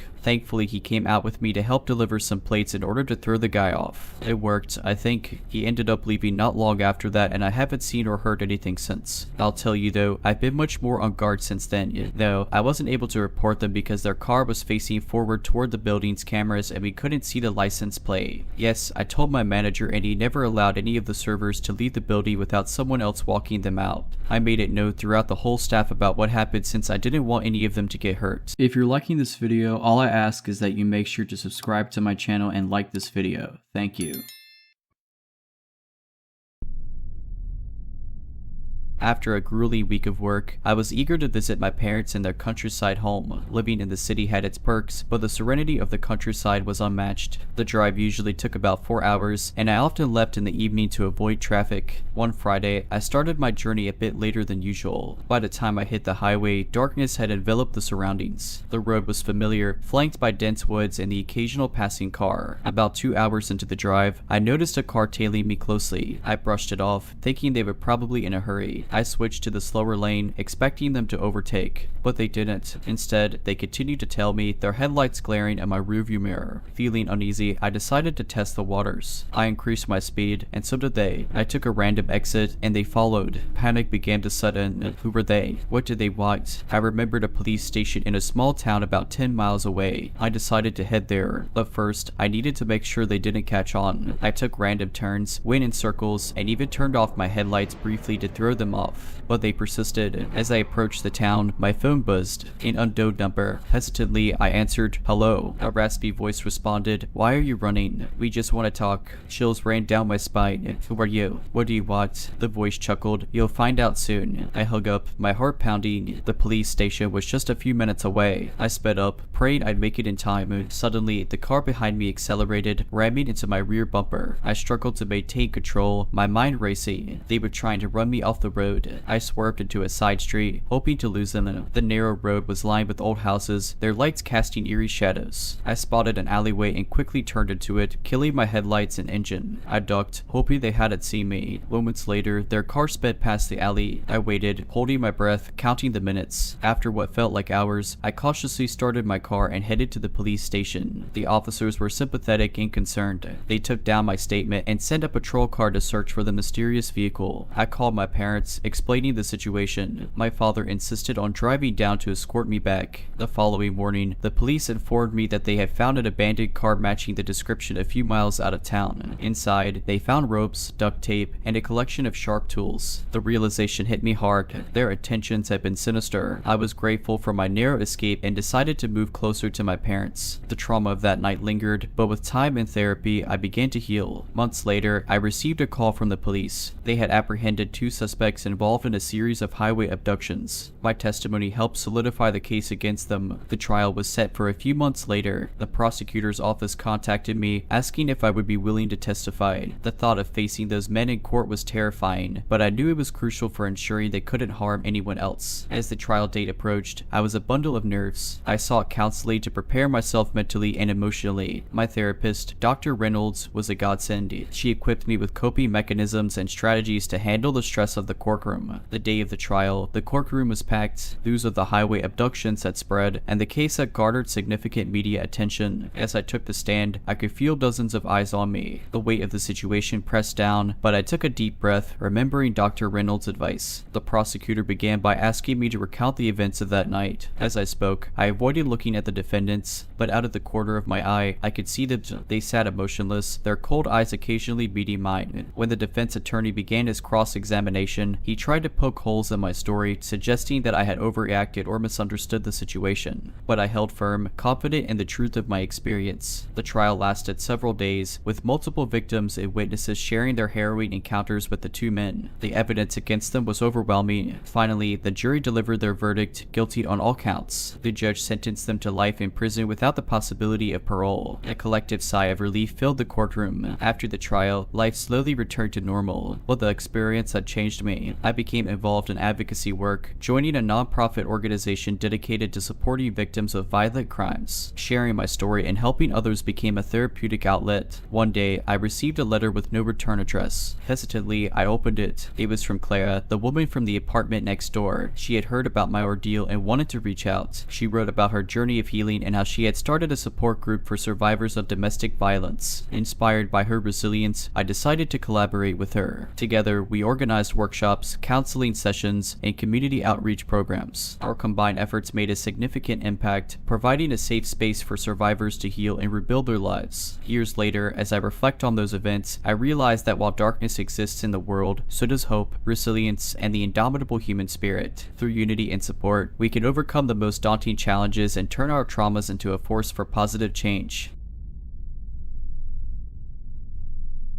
I've always been a night owl. The tranquility of the night, with its cool breeze and the soft glow of streetlights, has always been therapeutic for me. I used to take long walks around my neighborhood, headphones in, lost in my thoughts and the music. But after that night, I never walked alone again. It was a typical summer evening. The sun had set, and the streets were bathed in a dim, orange hue. I decided to take a longer route that day, one that would take me through the park and around the lake. The park was usually deserted at this time, which was perfect for me. I loved the solitude. About 20 minutes into my walk, I reached the lake. The water was still, reflecting the moonlight, creating a serene atmosphere. I paused to take in the view, and that's when I noticed him. A man, standing on the other side of the lake, was staring directly at me. He was too far away to make out any distinct features, but his silhouette was unmistakable. I brushed it off, thinking maybe he was just enjoying the view too. I continued my walk, but every time I glanced back, he was there, maintaining the same distance. My heart rate began to pick up. I told myself I was being paranoid, but the feeling of being watched was undeniable. I decided to test my theory. I took a sudden turn into a smaller path that led to a dense wooded area. If he followed, I'd know my suspicions were correct. To my horror, he did. The path was narrow and winding, and the trees overhead blocked out most of the moonlight. I quickened my pace, my footsteps echoing in the silence. But no matter how fast I walked, his footsteps matched mine. Panic set in. I decided to confront him. "Hey, why are you following me?" I shouted, trying to sound brave. No response, just the sound of our footsteps in sync. I had to think fast. I remembered there was a small cafe near the end of the path. It was probably closed, but it had a back door that led to a main road. If I could reach it, I could escape. I sprinted, my heart pounding in my ears. The footsteps behind me grew louder and faster. I could hear them closing in. The cafe was just ahead. I reached the back door, praying it was unlocked. To my relief, it was. I burst through, locking it behind me. I found myself in a dimly lit alleyway. The main road was just a few meters away. I ran towards it, and as I reached the road, I flagged down a passing car. The driver, a middle-aged woman, could see the panic in my eyes. "What's wrong?" she asked. I quickly explained the situation, and she offered to drive me home. As we drove away, I looked back and saw the man standing at the entrance of the alley watching me. I thanked the woman profusely and rushed into my house, locking all the doors and windows. I didn't sleep at night. The next day, I reported the incident to the police. They patrolled the area for a few days but found no one matching the description. Weeks turned into months, and the incident faded from my memory. Life returned to normal, but one evening, as I was getting ready for bed, I heard a soft tapping on my window. I pulled back the curtains, and there he was, the same man, staring at me with cold, emotionless eyes. I screamed and called the police. By the time they arrived, he was gone. They searched the area but found no trace of him. They suggested I stay with a friend or family member for a few days. I decided to stay with my sister, who lived in another city. The change of scenery was good for me, and I felt safe. But one evening, as I was returning from the grocery store, I saw him again. He was standing across the street, watching me. I realized then that he wasn't just a random stalker. He was obsessed with me. I decided to take matters into my own hands. I hired a private investigator to find out who he was. The PI did some digging and discovered that the man was a former patient from a mental institution. He had been released a few months ago and had fixated on me for reasons unknown. The PI advised me to get a restraining order. With the evidence gathered, I was able to get a restraining order against him. The police also increased their patrols around my area, but the fear never left me. Every shadow, every unexpected sound made me jump. A few months into my new life, I started attending group therapy sessions for trauma survivors. It was there that I met Emily, a woman around my age who had gone through a similar ordeal. We quickly bonded over our shared experiences and became close friends. Having someone who understood the constant fear and anxiety was comforting. One evening, after a particularly intense session, Emily and I decided to grab a coffee. As we sat in the dimly lit cafe, sharing our stories, Emily mentioned something that sent chills down my spine. "He always wore a red scarf, right?" she asked hesitantly. I stared at her, my heart pounding. "How did you know that?" I whispered. Emily took a deep breath. "Because I think he's been following me too." She went on to describe incidents eerily similar to mine. The silent figure in the distance, the feeling of being watched, the tapping on the window. The only difference was the red scarf, which I had never mentioned to the police or the PI. We realized that this man wasn't just fixated on one person, he had multiple targets. The thought was terrifying. We decided to join forces and gather as much information as we could about him. With the help of the PI, we discovered that the man's name was Robert. He had been institutionalized after a series of violent incidents in his youth. His obsession with the red scarf stemmed from a traumatic event involving his mother, who always wore a similar scarf. Armed with this information, Emily and I approached the police. They reopened the investigation and, with our combined testimonies, were able to track Robert down. He was found living in a dilapidated house on the outskirts of the city, filled with photos of his various targets, including Emily and me. Robert was taken into custody and sent back to a mental institution. The relief was indescribable. For the first time in years, I felt safe. Emily and I continued to support each other through our healing process. We started a support group for stalking victims, providing them with a safe space to share their stories and find solace. Life slowly returned to normal. The nightmares became less frequent, and the fear began to fade. But the experience changed me forever. I became more cautious, more aware of my surroundings. I realized that safety is a privilege, one that can be taken away in an instant. Today, I'm a stronger, more resilient person. I've learned to trust my instincts and never underestimate the importance of community and support. And while the scars of the past will always remain, they serve as a reminder of the strength and courage that lies within us all.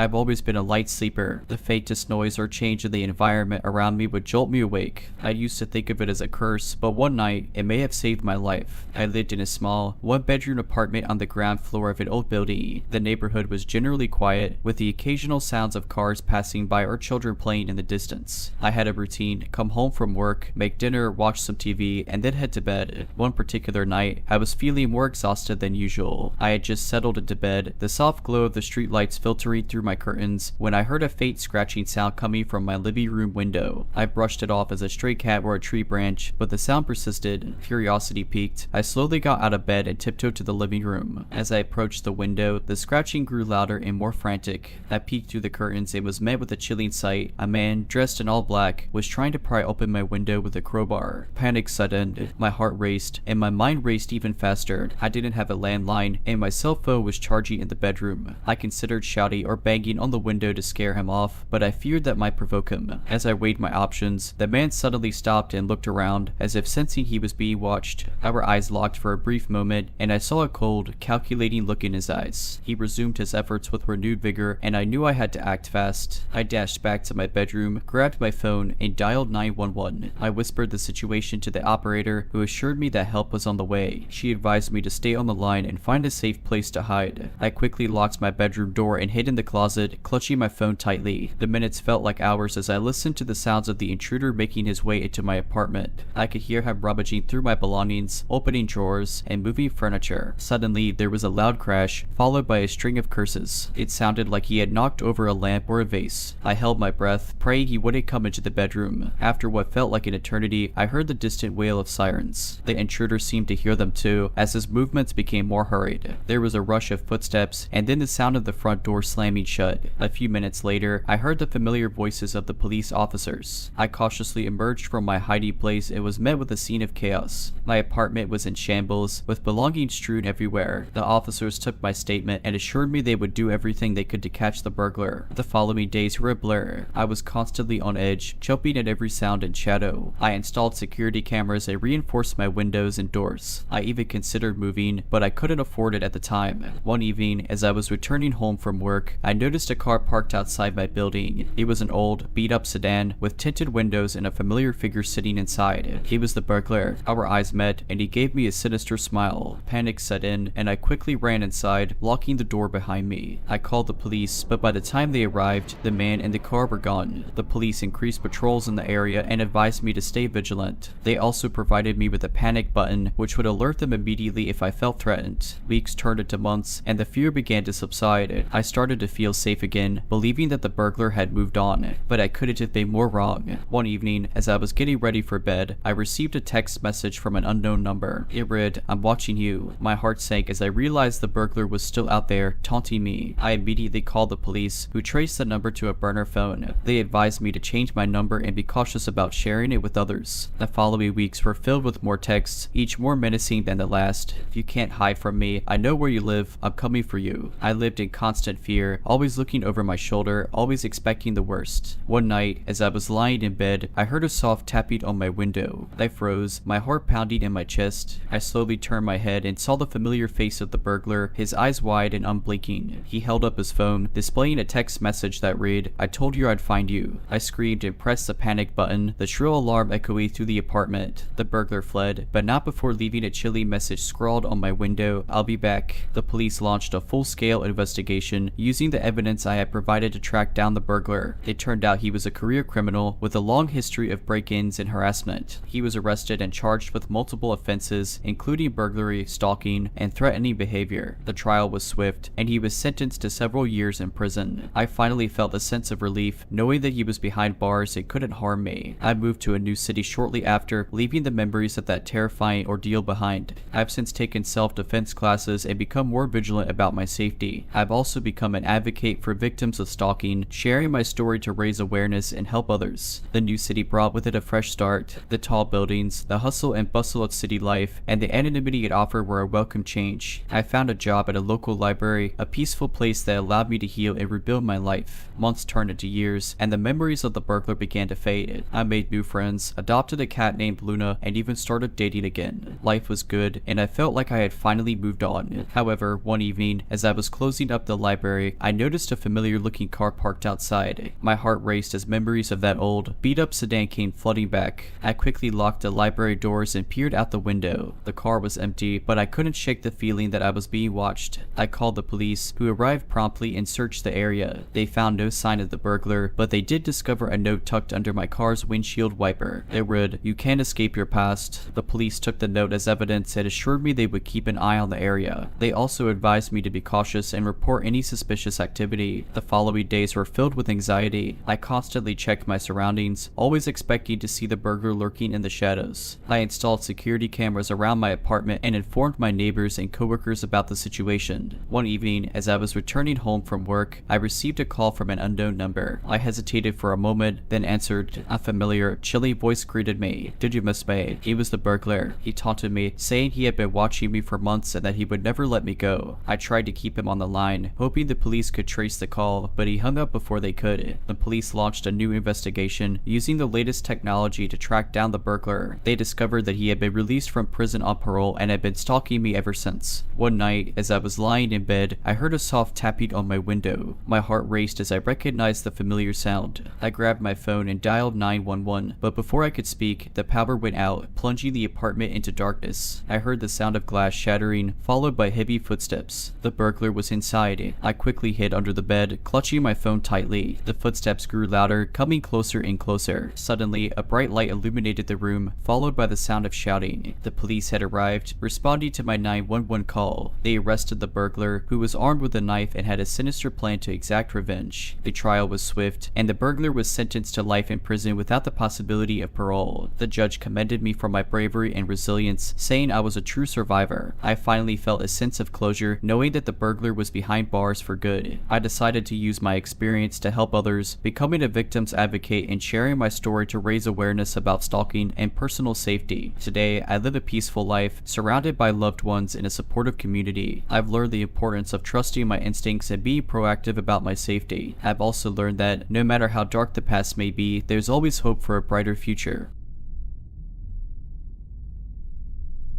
During my college years, I worked as a pizza delivery driver for a local pizzeria. The job was straightforward: take orders, drive to the location, hand over the pizza, and collect the cash. Most nights were mundane, but one particular delivery still haunts me to this day. It was a chilly Friday evening, and the pizzeria was bustling with orders. As I was preparing to leave with a stack of boxes, my manager handed me one last delivery slip. The address was on the outskirts of town, a place I wasn't very familiar with. But with the promise of a good tip, I set off. The drive took me through windy roads and dense woods. The further I went, the fewer houses I saw. The GPS led me to a dilapidated house at the end of a long, gravel driveway. The place looked abandoned, with overgrown grass, broken windows, and a general air of decay. Hesitating for a moment, I decided to proceed. I grabbed the pizza box and approached the front door. Before I could knock, the door creaked open, revealing a dimly lit hallway. A voice from inside beckoned, "Come in and leave the pizza on the table." Every instinct told me to turn around and leave, but the thought of getting a bad review or losing my job pushed me forward. I stepped inside, placing the pizza on a dusty table. The air was thick with the smell of mold and dampness. As I turned to leave, I noticed a figure at the end of the hallway. It was a man, tall and gaunt, with wild eyes and a disheveled appearance. He was staring intently at me, not saying a word. Feeling uneasy, I muttered, "That'll be $15.50. The man didn't move. Instead, he continued to stare, his gaze never leaving mine. I repeated the amount, trying to keep my voice steady. Still, no response. Growing more anxious, I decided to leave. "You can call the pizzeria and sort out the payment," I said, heading for the door. But as I reached for the handle, it wouldn't budge. I tried again, pulling with all my might, but it was as if the door was sealed shut. Panic set in. I looked around for another way out, but all the windows were boarded up. The man began to approach, his steps slow and deliberate. I backed away, searching for anything I could use as a weapon. Suddenly, I remembered the pepper spray I kept in my pocket for safety. I pulled it out and aimed it at the man, warning him to stay back. He paused for a moment, a smirk forming on his lips, then lunged at me. I sprayed him directly in the eyes, causing him to scream in pain and stagger back. Seizing the opportunity, I ran towards the back of the house, hoping to find another exit. I stumbled upon a kitchen with a back door. I tried the handle, and to my relief, it opened. I bolted out, not stopping until I reached my car. I fumbled with the keys, my hands shaking uncontrollably, and sped away from that hellish place. Once I was a safe distance away, I pulled over and called the police. They arrived at the house within minutes, but the man was gone. Inside, they found evidence of someone living there, despite the house being declared abandoned years ago. The police took my statement and launched an investigation. A few days later, they informed me that the man had been captured. He was a wanted fugitive with a history of violent crimes. The pizzeria was his latest target, luring delivery drivers to his hideout with the promise of a large order. I quit my job the next day, vowing never to work in delivery again. The aftermath of that harrowing experience was a whirlwind. Local news outlets caught wind of the story, and within days, I was thrust into the spotlight. Reporters wanted interviews, and the pizzeria was flooded with both concerned customers and those morbidly curious about the incident. The owner of the pizzeria, Mr. Rixai, was deeply apologetic. He offered me compensation and even a different position at the restaurant, but I declined. The trauma was too fresh, and I needed to distance myself from anything that reminded me of that night. As weeks turned into months, the media attention died down, but the impact of the event lingered. I became more reclusive, avoiding social gatherings and often often opting to stay indoors. My friends and family were supportive, but they couldn't truly understand the depth of my fear. One evening, as I was aimlessly scrolling through social media, a message notification popped up.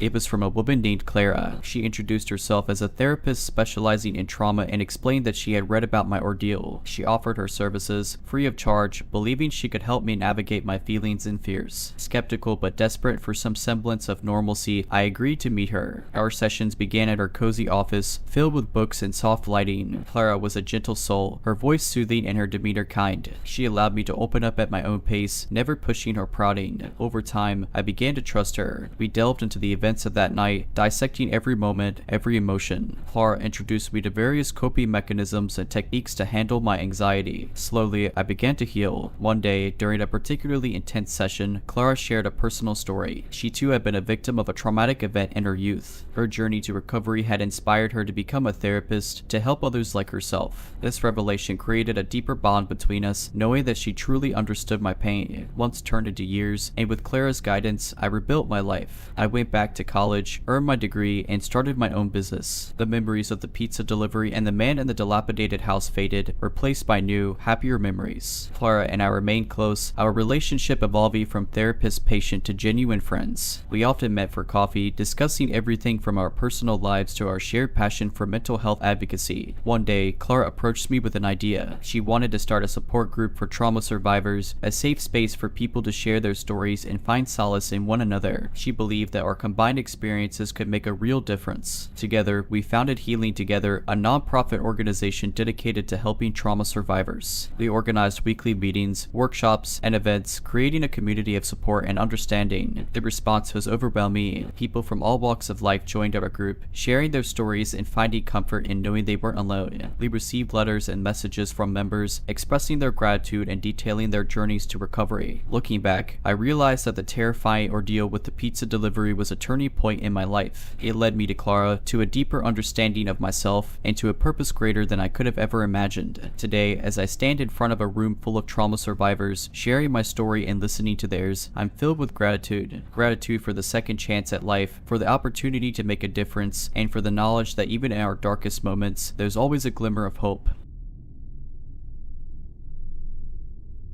I wake up at 6 a.m., morning run, breakfast, work, dinner, a bit of reading, and then bed. My life was predictable, and I liked it that way, but everything changed when I noticed him, the man who would become my persistent shadow. It started innocuously enough. I was on my morning run, taking my usual route through the park, when I felt the sensation of being watched. I glanced around and spotted a man on a bench, his gaze fixed intently on me. He was of average height, with unkempt hair and a scruffy beard. Our eyes met briefly, and then I continued on my way, brushing off the encounter as a mere coincidence. But as days turned into weeks, I began to see him everywhere. At the coffee shop, outside my office, near my home. He was always at a distance, never approaching, just watching. At first, I tried to convince myself that I was being paranoid, but the frequency of our encounters was too high to be mere happenstance. One evening, as I was leaving work, I found a note tucked under my car's windshield wiper. It read, "I'm always watching." The shiver ran down my spine. This was no longer a series of coincidences. I was being stalked. I reported the incidents to the police, providing them with a description of the man in the note. They promised to keep an eye out, but mentioned that without any direct threats or evidence, there wasn't much they could do. Determined to take matters into my own hands, I decided to change up my routine. I switched coffee shops, took different routes to work, and even joined a gym to avoid my morning runs in the park. For a while, it seemed to work.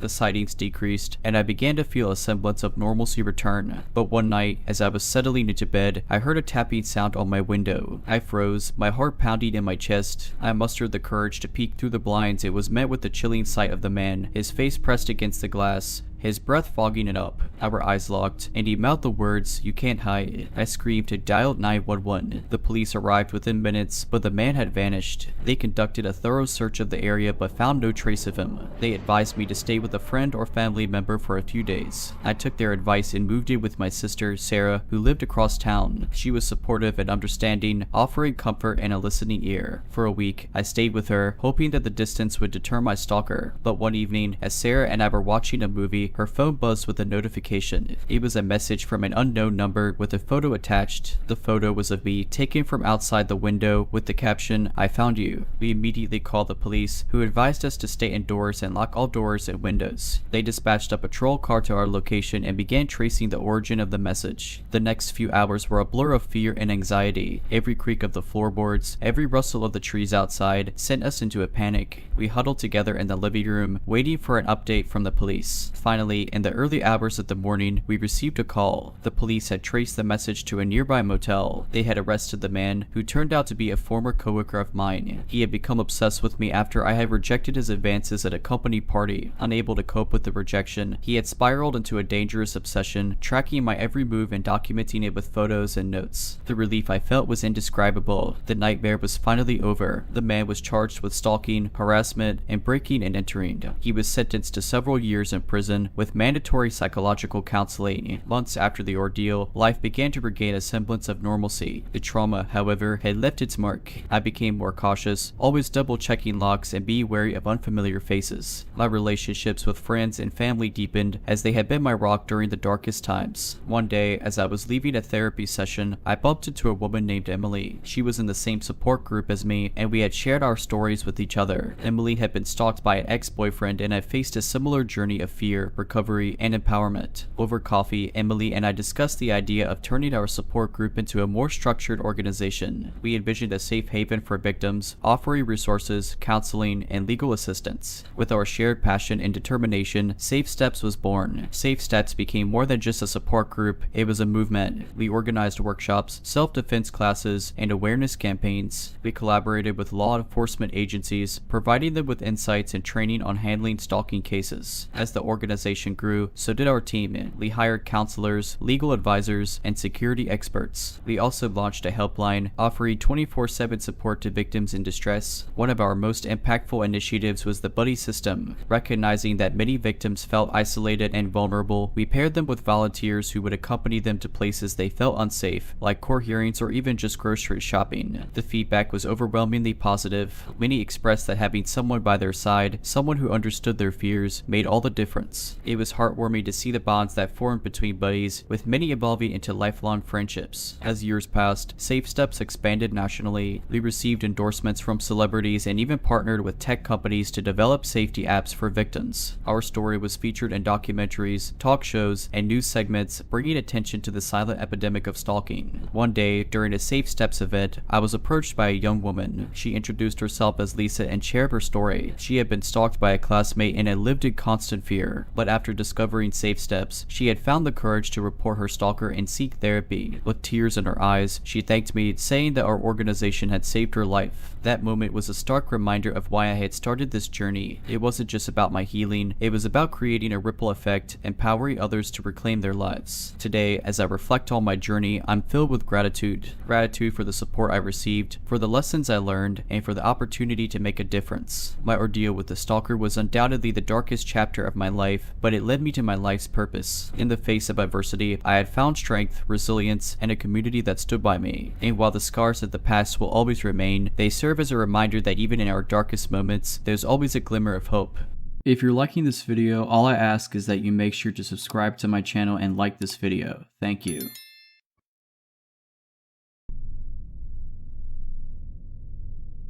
The allure of Europe had always beckoned me. The rich history, diverse cultures, and stunning landscapes were things I had only read about or seen in movies. So when I finally saved enough for a month-long trip across the continent, I was ecstatic. My journey began at the bustling streets of London, meandered through the romantic avenues of Paris, and then led me to the sun-soaked coasts of Spain. But it was in Italy and a small town on the Amalfi coast that my dream vacation took a disconcerting turn. I had rented a small apartment through a popular home sharing site. The host, Marco, was friendly and our online interactions, providing me with detailed instructions and local recommendations. The apartment was a dream, a quaint little space overlooking the azure waters of the Mediterranean. On my second day, after a long excursion exploring the town, I returned to find a fresh bouquet of flowers on the dining table. Assuming it was a kind gesture from Marco, I sent him a thank you message. His reply was swift: "I didn't leave you any flowers." A bit puzzled, I thought perhaps it was a mix-up or a gift from a neighboring apartment. I brushed it off and went about my evening. The next morning, I discovered a small note tucked under the front door. "You look beautiful in the market today," it read. A cold shiver ran down my spine. I hadn't told anyone about my plans, and Marco was the only person who knew I was staying there. Growing concerned, I decided to be more vigilant. I started noticing a man, probably in his late 30 seconds, with dark hair and a perpetual 5 o'clock shadow. He was always there, at the cafe when I had my morning coffee, on the beach when I went for a swim, and even at the local pizzeria in the evenings. His presence was subtle, but the pattern was undeniable. One evening, as I was returning from a day trip to a neighboring town, I felt an unsettling sensation of being followed. Quickening my pace, I darted through alleyways and doubled back several times. When I finally reached the apartment, out of breath and shaken, I bolted the door and checked all the windows. That night, I received a message on my phone from an unknown number. "Why were you running?" "I just wanted to talk."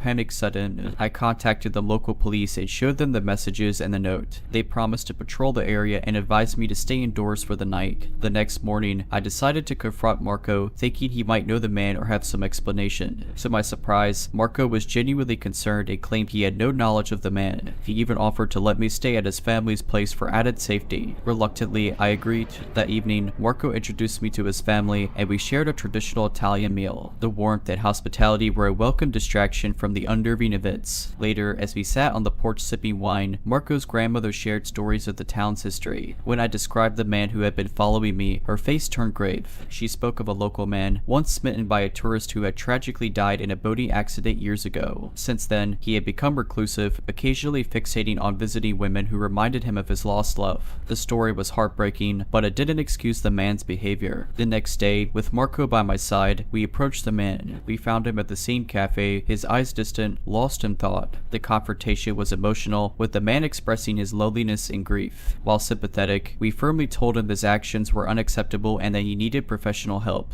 The remainder of my trip was uneventful. Marco and his family became my guardians, ensuring I felt safe and welcome. As I prepared to leave, Marco handed me a letter. It was an apology from the man, expressing his remorse and revealing he had sought counseling. Upon my return home, the memories of Europe were a constant topic of conversation. Friends and family were eager to hear about the historic sites, the food, and the people. But when I recounted the unsettling events in Italy, the atmosphere would always shift from one of excitement to concern. The experience, while unnerving, had also given me a profound insight into the complexities of human behavior. It made me realize that behind every action, no matter how unsettling, there's often a story, a reason, a past. A few months later, I received an unexpected email from Marco. He updated me on the happenings of the town and his family, but what caught my attention was the news about the man, whose name I learned was Antonio. He had been attending therapy and had even joined a local support group for people dealing with grief and loss. The community, initially wary of him due to the stories circulating, began to see the change in him and slowly started to accept him back. Marco also mentioned that Antonio had taken up painting, channeling his emotions onto the canvas. He had even held a small exhibition in the town, showcasing his work, which depicted the beauty of the Amalfi coast and portraits of a woman, presumably his lost love. Reading about Antonio's journey towards healing was bittersweet. While I could never condone his actions, I felt a sense of relief knowing he was finding his way back to a semblance of normalcy. The years rolled on, and life got busy. I advanced in my career, moved cities, and traveled to new destinations. But the Amalfi coast and its memories remained etched in my heart. On a whim, 5 years after my initial trip, I decided to revisit the town. I reconnected with Marco, who was now running the family's vineyard, and was welcomed back with open arms. The town, with its familiar streets and stunning vistas, felt like returning to an old friend. One evening, as I was wandering through the town square, I stumbled upon an art gallery. The paintings displayed in the window were strikingly familiar. Upon entering, I realized it was Antonio's studio. Our eyes met, and there was a moment of recognition. The atmosphere was thick with unsaid words. He approached me, his demeanor calm and composed. I wasn't sure if we'd ever meet again. He began, "I owe you a deep apology. Your confrontation, your words, they were a wake-up call for me." We spoke at length, with Antonio sharing his journey of self-discovery and healing. He expressed his gratitude, acknowledging that our encounter, however distressing, was the catalyst for his transformation. As I left the studio, a sense of closure washed over me. The town, which had once been a backdrop for fear and anxiety, had transformed into a testament to human resilience and the power of second chances. My trip to Europe, meant to be a simple vacation, had evolved into a profound journey of understanding, forgiveness, and growth. It was a stark reminder that life, with all its twists and turns, has a way of coming full circle.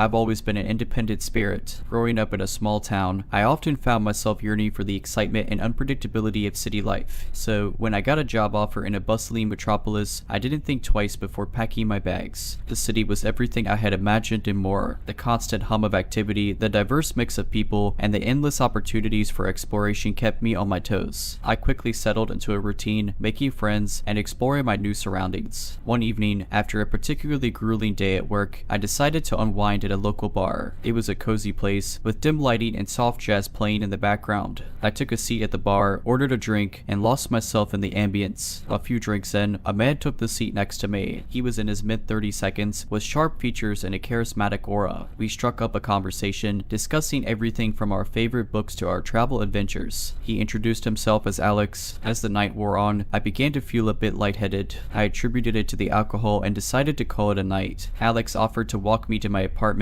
which was a few blocks away. Given the late hour and my slightly inebriated state, I hesitated but eventually agreed. We walked in comfortable silence, the city's nighttime sounds echoing around us. As we neared my apartment, Alex made a suggestion. There's a great view from the rooftop of my building. Would you like to see it? In my tipsy state, the idea seemed appealing. I nodded, and we diverted our routes. His building was a few streets away from mine, a tall structure with a modern facade. We took the elevator to the top floor and then climbed a flight of stairs to the rooftop. The view was indeed breathtaking. The city's skyline stretched out before us, a sea of lights against the inky blackness. We sat on the ledge, our feet dangling over the edge, lost in the beauty of the moment. Suddenly, I felt a strong hand grip my wrist. Startled, I turned to see Alex, his friendly demeanor replaced by a sinister glare. "You shouldn't trust strangers," he whispered, his grip tightening. Panic set in. I tried to pull away, but he was too strong. My mind raced, searching for a way out. I remembered the self-defense techniques I had learned in a workshop a few months ago. Mustering all my strength, I drove my elbow into his stomach, causing him to momentarily loosen his grip. I then kicked him in the shin and made a run for the stairwell. My heart pounded in my chest as I descended the stairs, the sound of Alex's footsteps echoing behind me. I burst out of the building and into the street, screaming for help.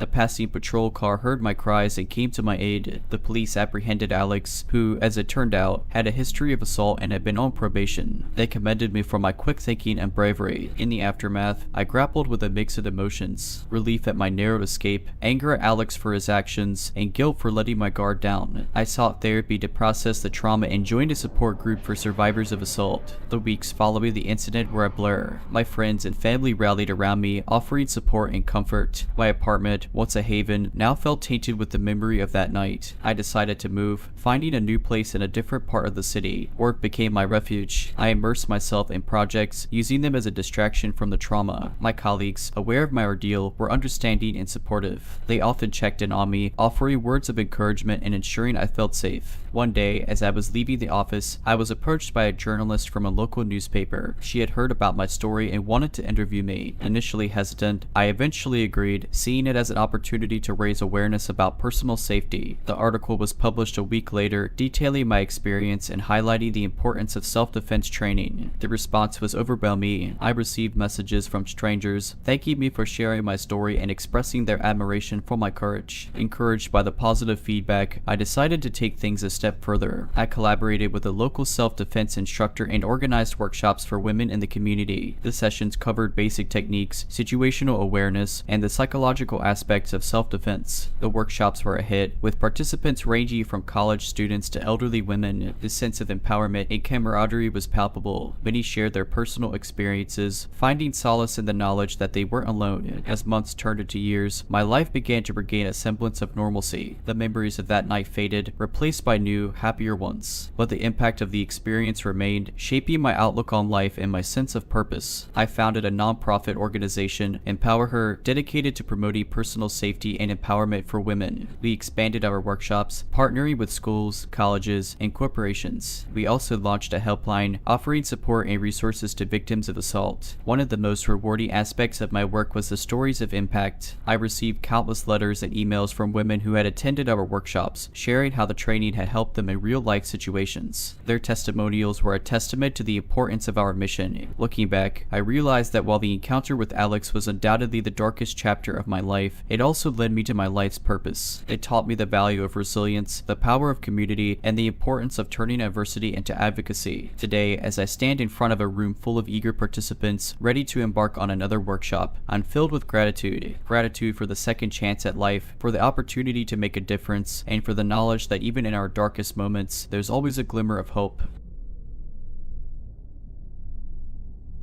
It was a typical Friday evening. I had just finished a long week at work and was heading to my parents' house for the weekend. They lived in a rural town about 3 hours away, and I often made the drive to visit them. About halfway through the journey, as the sun began to set, I realized I was running low on gas. I pulled off the highway and into a small, run-down gas station. The place looked like it hadn't been renovated in decades, with peeling paint and flickering neon lights. But it was the only station for miles, so I didn't have much choice. As I began to fill up my tank, I noticed a man standing by the entrance of the convenience store attached to the station. He was tall, with greasy hair and a tattered jacket. He seemed to be staring at me intently, which immediately put me on edge. Trying to shake off the uneasy feeling, I quickly finished pumping gas and decided to head inside to grab a snack for the road. As I entered the store, I noticed the man had moved closer to my car, still watching me. The store was empty except for the cashier, a middle-aged woman who looked just as weary as the store itself. I grabbed a bag of chips and a soda and made my way to the counter. As I paid, I mentioned the man outside to the cashier, hoping she might know him or have an explanation for his behavior. She glanced outside and her face turned pale. "That's Dale," she whispered. "He's been hanging around here for the past few days. Keeps to himself mostly, but he's given a few customers the creeps. I've called the cops, but they say unless he does something, there's not much they can do." Feeling even more uneasy, I thanked her and quickly exited the store. To my horror, Dale was now leaning against my car, his face pressed up against the window, peering inside. "Can I help you?" I asked, trying to keep my voice steady. He slowly turned to face me, his eyes vacant and glassy. "You shouldn't be here," he murmured, his voice low and gravelly. I felt a rush of adrenaline. "Please move away from my car," I said firmly. He continued to stare at me for what felt like an eternity before slowly backing away. I quickly got into my car, locked the doors, and sped away, my heart racing. As I merged back onto the highway, I glanced in my rearview mirror and saw Dale standing in the middle of the road, watching me. The image of his silhouette against the dimmy light was one I would never forget. I drove the rest of the way to my parents' house without stopping, constantly checking my mirrors, half expecting to see Dale following me. When I finally arrived, I was a bundle of nerves, recounting the ordeal to my parents. My dad, always the protective type, wanted to drive back to the gas station and confront Dale, but I convinced him it wasn't a good idea. Instead, we reported the incident to the local police, who promised to look into it. The next day, as I was having breakfast, my mom showed me a news article on her phone. The headline read, "Local man arrested for assault at gas station." The article went on to describe how Dale had attacked a customer at the same gas station later that night. Thankfully, the victim had managed to escape and call the police, leading to Dale's arrest. The article also mentioned that Dale had a history of mental illness and had recently stopped taking his medication. He had been living on the streets and had taken to hanging around the gas station, where he felt drawn to the lights, as he later told the police. I shuddered, thinking about how close I had come to a potentially dangerous situation. I was grateful for my intuition and the warning from the cashier, which had likely saved me from a similar fate. The incident served as a stark reminder of the unpredictability of life and the importance of always being aware of one's surroundings. It also reinforced my belief in trusting one's gut instincts, no matter how seemingly trivial they might be. In the weeks that followed, I often thought about Dale and hoped he would get the help he needed. I also made a point to always fill up my gas tank during daylight hours and to avoid isolated places, especially when traveling alone. The incident at the gas station became a turning point in my life. The close call made me reevaluate my priorities and the way I approached everyday situations. I became more involved in community safety initiatives, attending town hall meetings and advocating for better lighting and security measures in public spaces. One evening, after a community meeting, I was approached by a woman named Clara. She introduced herself as a psychologist who worked with individuals suffering from mental health issues. She had read about my encounter with Dale and was interested in collaborating on a project. Together, we conceptualized a community outreach program aimed at bridging the gap between mental health awareness and public safety. The program, named Safe Minds, offered workshops that educated the public about mental health, the importance of early intervention, and how to respond in potentially dangerous situations. Safe Minds gained traction quickly. Local schools, businesses, and community centers expressed interest in hosting our workshops. We also partnered with local law enforcement, ensuring they were equipped to handle situations involving individuals with mental health issues. As the months rolled on, Clara and I became close friends. We often shared personal stories, and I learned that her interest in mental health was deeply personal. Her younger brother had schizophrenia and had faced numerous challenges, from misdiagnosis to societal stigma. Clara's passion for the cause was palpable, and it fueled our mission. One day, as we were wrapping up a workshop at a high school, a student approached approached us. Tearfully, she shared that her mother suffered from bipolar disorder and that their family often felt isolated and misunderstood. Our workshop, she said, had given her hope and a sense of belonging. It was moments like these that underscored the importance of our work. Word of Safe Minds spread, and we began receiving invitations to speak at conferences and events across the state. The feedback was overwhelmingly positive, with many sharing their personal stories and expressing gratitude for the resources and support our program provided. 2 years after the inception of Safe Minds, I received news that Dale had been released from custody and was undergoing rehabilitation at a mental health facility. With Clara's encouragement, I decided to visit him. Our meeting was emotional. Dale, now on proper medication and therapy, was a shadow of the menacing figure I had encountered that fateful evening. He expressed deep remorse for his actions and shared his struggles with mental illness. The conversation was cathartic, offering closure to a chapter that had profoundly impacted my life. Today, as I reflect on my journey, I'm filled with a mix of emotions: gratitude for the second chance at life, pride in the positive impact of Safe Minds, and hope for a future where mental health is understood and prioritized. Life has a way of presenting challenges when we least expect them, but it's how we respond to these challenges that defines us. My encounter at the gas station, while terrifying, set me on a path of advocacy, awareness, and personal growth. It was a stark reminder that every experience, no matter how harrowing, offers a lesson and an opportunity for growth.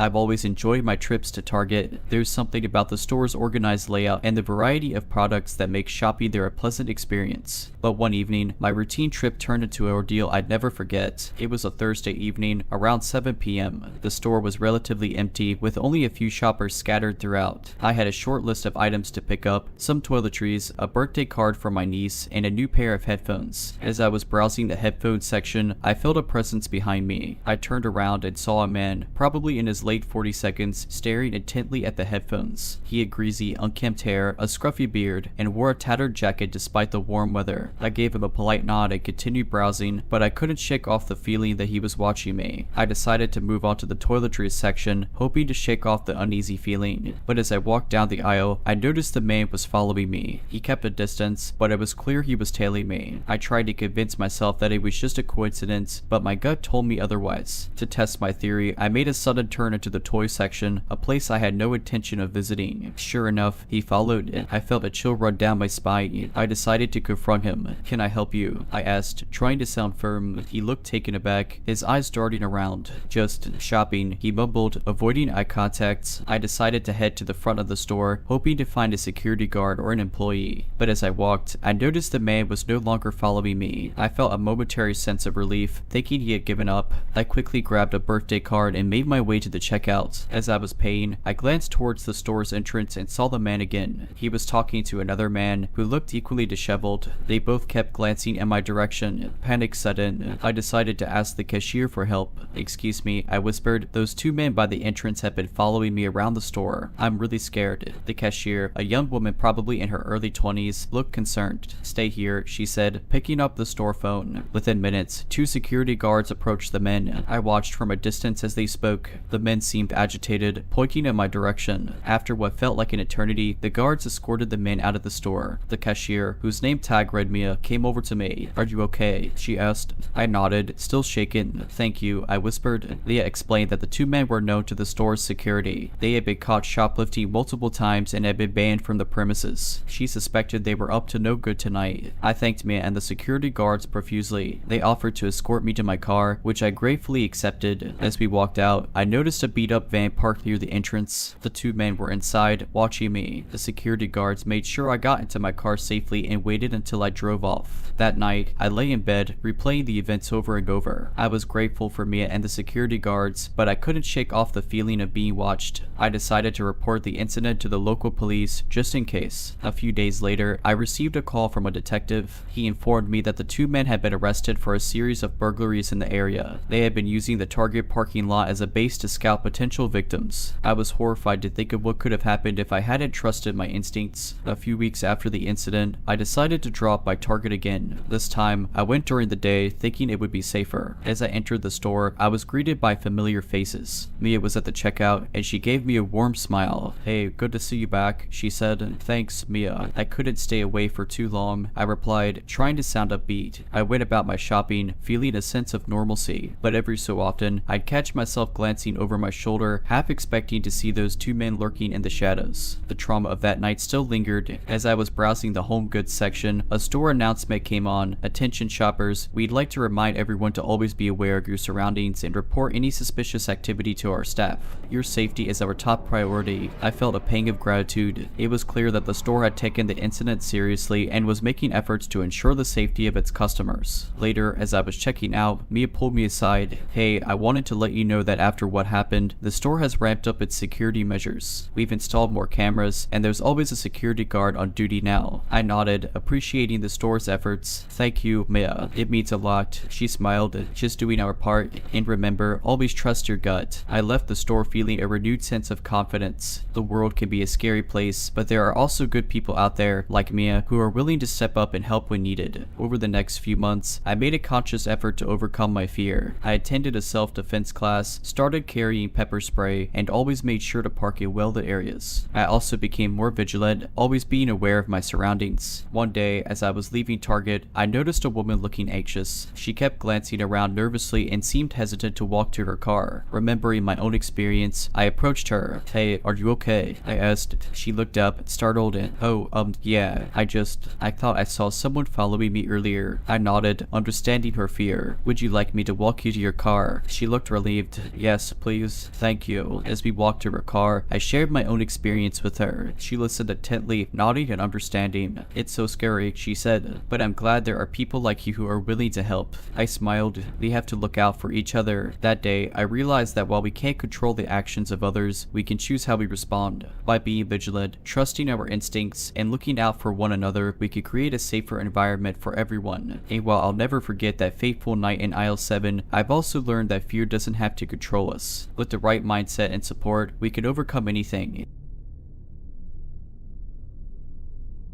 My wife, Lisa, and I had always been avid hikers. The thrill of conquering new trails, the serenity of nature, and the bond it forged between us were things we cherished. For our 5th anniversary, we decided to tackle a trail we'd heard about but never ventured on, the Whispery Pines Trail. It was said to be one of the most beautiful yet least traveled trails in the Rockies. The morning of our hike was crisp and clear. We started early, our backpacks loaded with essentials and a picnic lunch. The trail lived up to its reputation, with breathtaking views of the mountains and valleys. The dense pine forest that surrounded us seemed to whisper with the wind, giving the trail its name. Around noon, we found a picturesque spot overlooking a valley and decided to stop for lunch. As we ate, Lisa pointed out a figure in the distance, making its way up the trail. It was a man, hiking alone. We didn't think much of it. After all, we weren't the only ones who knew about this trail. However, as the afternoon wore on, we began to notice the man was always there, maintaining a consistent distance behind us. Every time we stopped for a break or to take in the view, he'd stop too. It was subtle, but there was a deliberate pattern to his movements. Lisa whispered to me, "Do you think he's following us?" I tried to brush off the concern. It's a public trail, Lisa. Maybe he's just hiking at the same pace. But as the hours passed, my unease grew. The man never got close enough for us to see his face clearly, but he was always there, lurking in the background. By late afternoon, the trail had become more rugged, and we decided to head back to our starting point. But when we turned around, the man was gone. We scanned the trail and the surrounding woods but saw no sign of him. Relieved, we quickened our pace, eager to get back to our car. But as the sun began to set, casting long shadows across the trail, we heard it, the unmistakable sound of footsteps behind us. We turned around and saw the man, now much closer. He was tall, with a scruffy beard and wore a tattered jacket. His eyes, cold and unblinking, were fixed on us. Panicking, Lisa and I began to run. The trail was treacherous, with loose rocks and steep drops, but fear propelled us forward. We could hear the man's footsteps, steadily gaining on us. Suddenly, Lisa tripped, twisting her ankle. I helped her up, and we tried to keep moving, but our pace was slowed. The man was now only a few meters behind us. In a desperate bid to escape, we veered off the trail, plunging into the dense forest. The underbrush was thick, slowing us down, but we pushed on, hoping to lose him. After what felt like hours, we stumbled upon an old cabin hidden amongst the trees. The door was slightly ajar, and we quickly went inside, barricading the door with a wooden plank we found inside. The cabin was dark and smelled of mold. Cobwebs hung from the ceiling, and a thick layer of dust covered everything. It was clear no one one had been here in years. We listened intently, but all we could hear was the wind rustling through the trees and our own ragged breaths. It seemed we had lost him. As night fell, we decided to stay in the cabin. Going out in the dark, injured and exhausted, was too risky. We found some old blankets and huddled together, trying to stay warm. But just as we were drifting off to sleep, we heard a soft scratching at the door. Then a voice, low and raspy, whispered, "I know you're in there." We held our breath, praying he'd go away, but the scratching continued, growing louder and more insistent. Then, with a sudden bang, the door burst open. The man stood there, silhouetted against the moonlight. In his hand, he held a large knife, its blade gleaming. But before he could take a step, a loud growl echoed through the cabin. From the shadows, a large bear emerged, its eyes fixed on the intruder. The man's eyes widened in terror, and he turned and fled, the bear in pursuit. We waited, paralyzed with fear, until the sounds of the chase faded into the distance. When dawn broke, we cautiously made our way back to the trail and eventually to our car. We reported the incident to the local authorities, and they launched a search for the man. A few days later, they found an improvised campsite deep in the woods, with evidence suggesting the man had been living there for months. But there was no sign of him or the bear. Lisa and I were shaken by the ordeal, and it was a long time before we ventured into the wilderness again. But when we did, we were always cautious, always aware of our surroundings. Months turned into years, and the traumatic memories of that fateful hike began to fade, replaced by the demands of daily life. Lisa and I moved to a new city, started new jobs, and welcomed our first child, a beautiful daughter named Mia. But the wilderness, with all its beauty and terror, still called to us. We often shared stories of our adventures with Mia, making sure to leave out the more harrowing details. One summer, when Mia was 7, we decided to take her on her first camping trip. We chose a well-known, family-friendly site far from the Whispery Pines Trail. The trip was wonderful. Leah's laughter as she chased butterflies and her wide-eyed wonder at her first campfire filled our hearts with joy. On the last night of our trip, as we sat around the campfire roasting marshmallows, Mia suddenly looked up, her face pale. "Mom, Dad," she whispered, "who's that man watching us from the trees?" Lisa and I froze, our hearts pounding. We turned to look, and there, at the edge of the clearing, stood a tall figure, barely visible in the dim light. It was impossible to tell if it was the same man from years ago, but the chilling sense of deja vu was undeniable. Without a word, I grabbed a burning log from the fire, its flames casting an eerie glow. The figure didn't move. "Stay away from my family," I shouted, my voice filled with rage and fear. The figure remained still for a moment longer, then slowly retreated into the darkness. We quickly packed up our camp and left, not stopping until we reached the safety of our home. The next day, I contacted the park rangers and reported the incident. They promised to investigate, but we never heard back. That was the last time we went camping. The trauma of our encounters with the mysterious man was too much to bear. We sold our camping gear and focused on other hobbies, always staying close to the safety of civilization. Years later, as Mia prepared to leave for college, she asked us about that night. We finally shared the full story of our encounter on the Whispery Pines Trail. Mia listened, her eyes wide with fear and fascination. "I can't believe you never told me," she said. "We wanted to protect you," Lisa replied, tears in her eyes. "We never wanted you to live in fear." Leah hugged us tightly. "Thank you," she whispered. "But you know, I've always felt like someone was watching over us, protecting us. Maybe it was that bear from your story." We smiled, taking comfort in the thought. Perhaps, in the vast, mysterious wilderness, there are forces, both good and evil, that we'll never understand. But one thing was certain, our family's bond, forged through love and adversity, was unbreakable. Alright, but that's it. I hope you enjoyed this video. If you did, make sure to subscribe to my channel, like this video, and comment something down below. But as always, Have a nice day.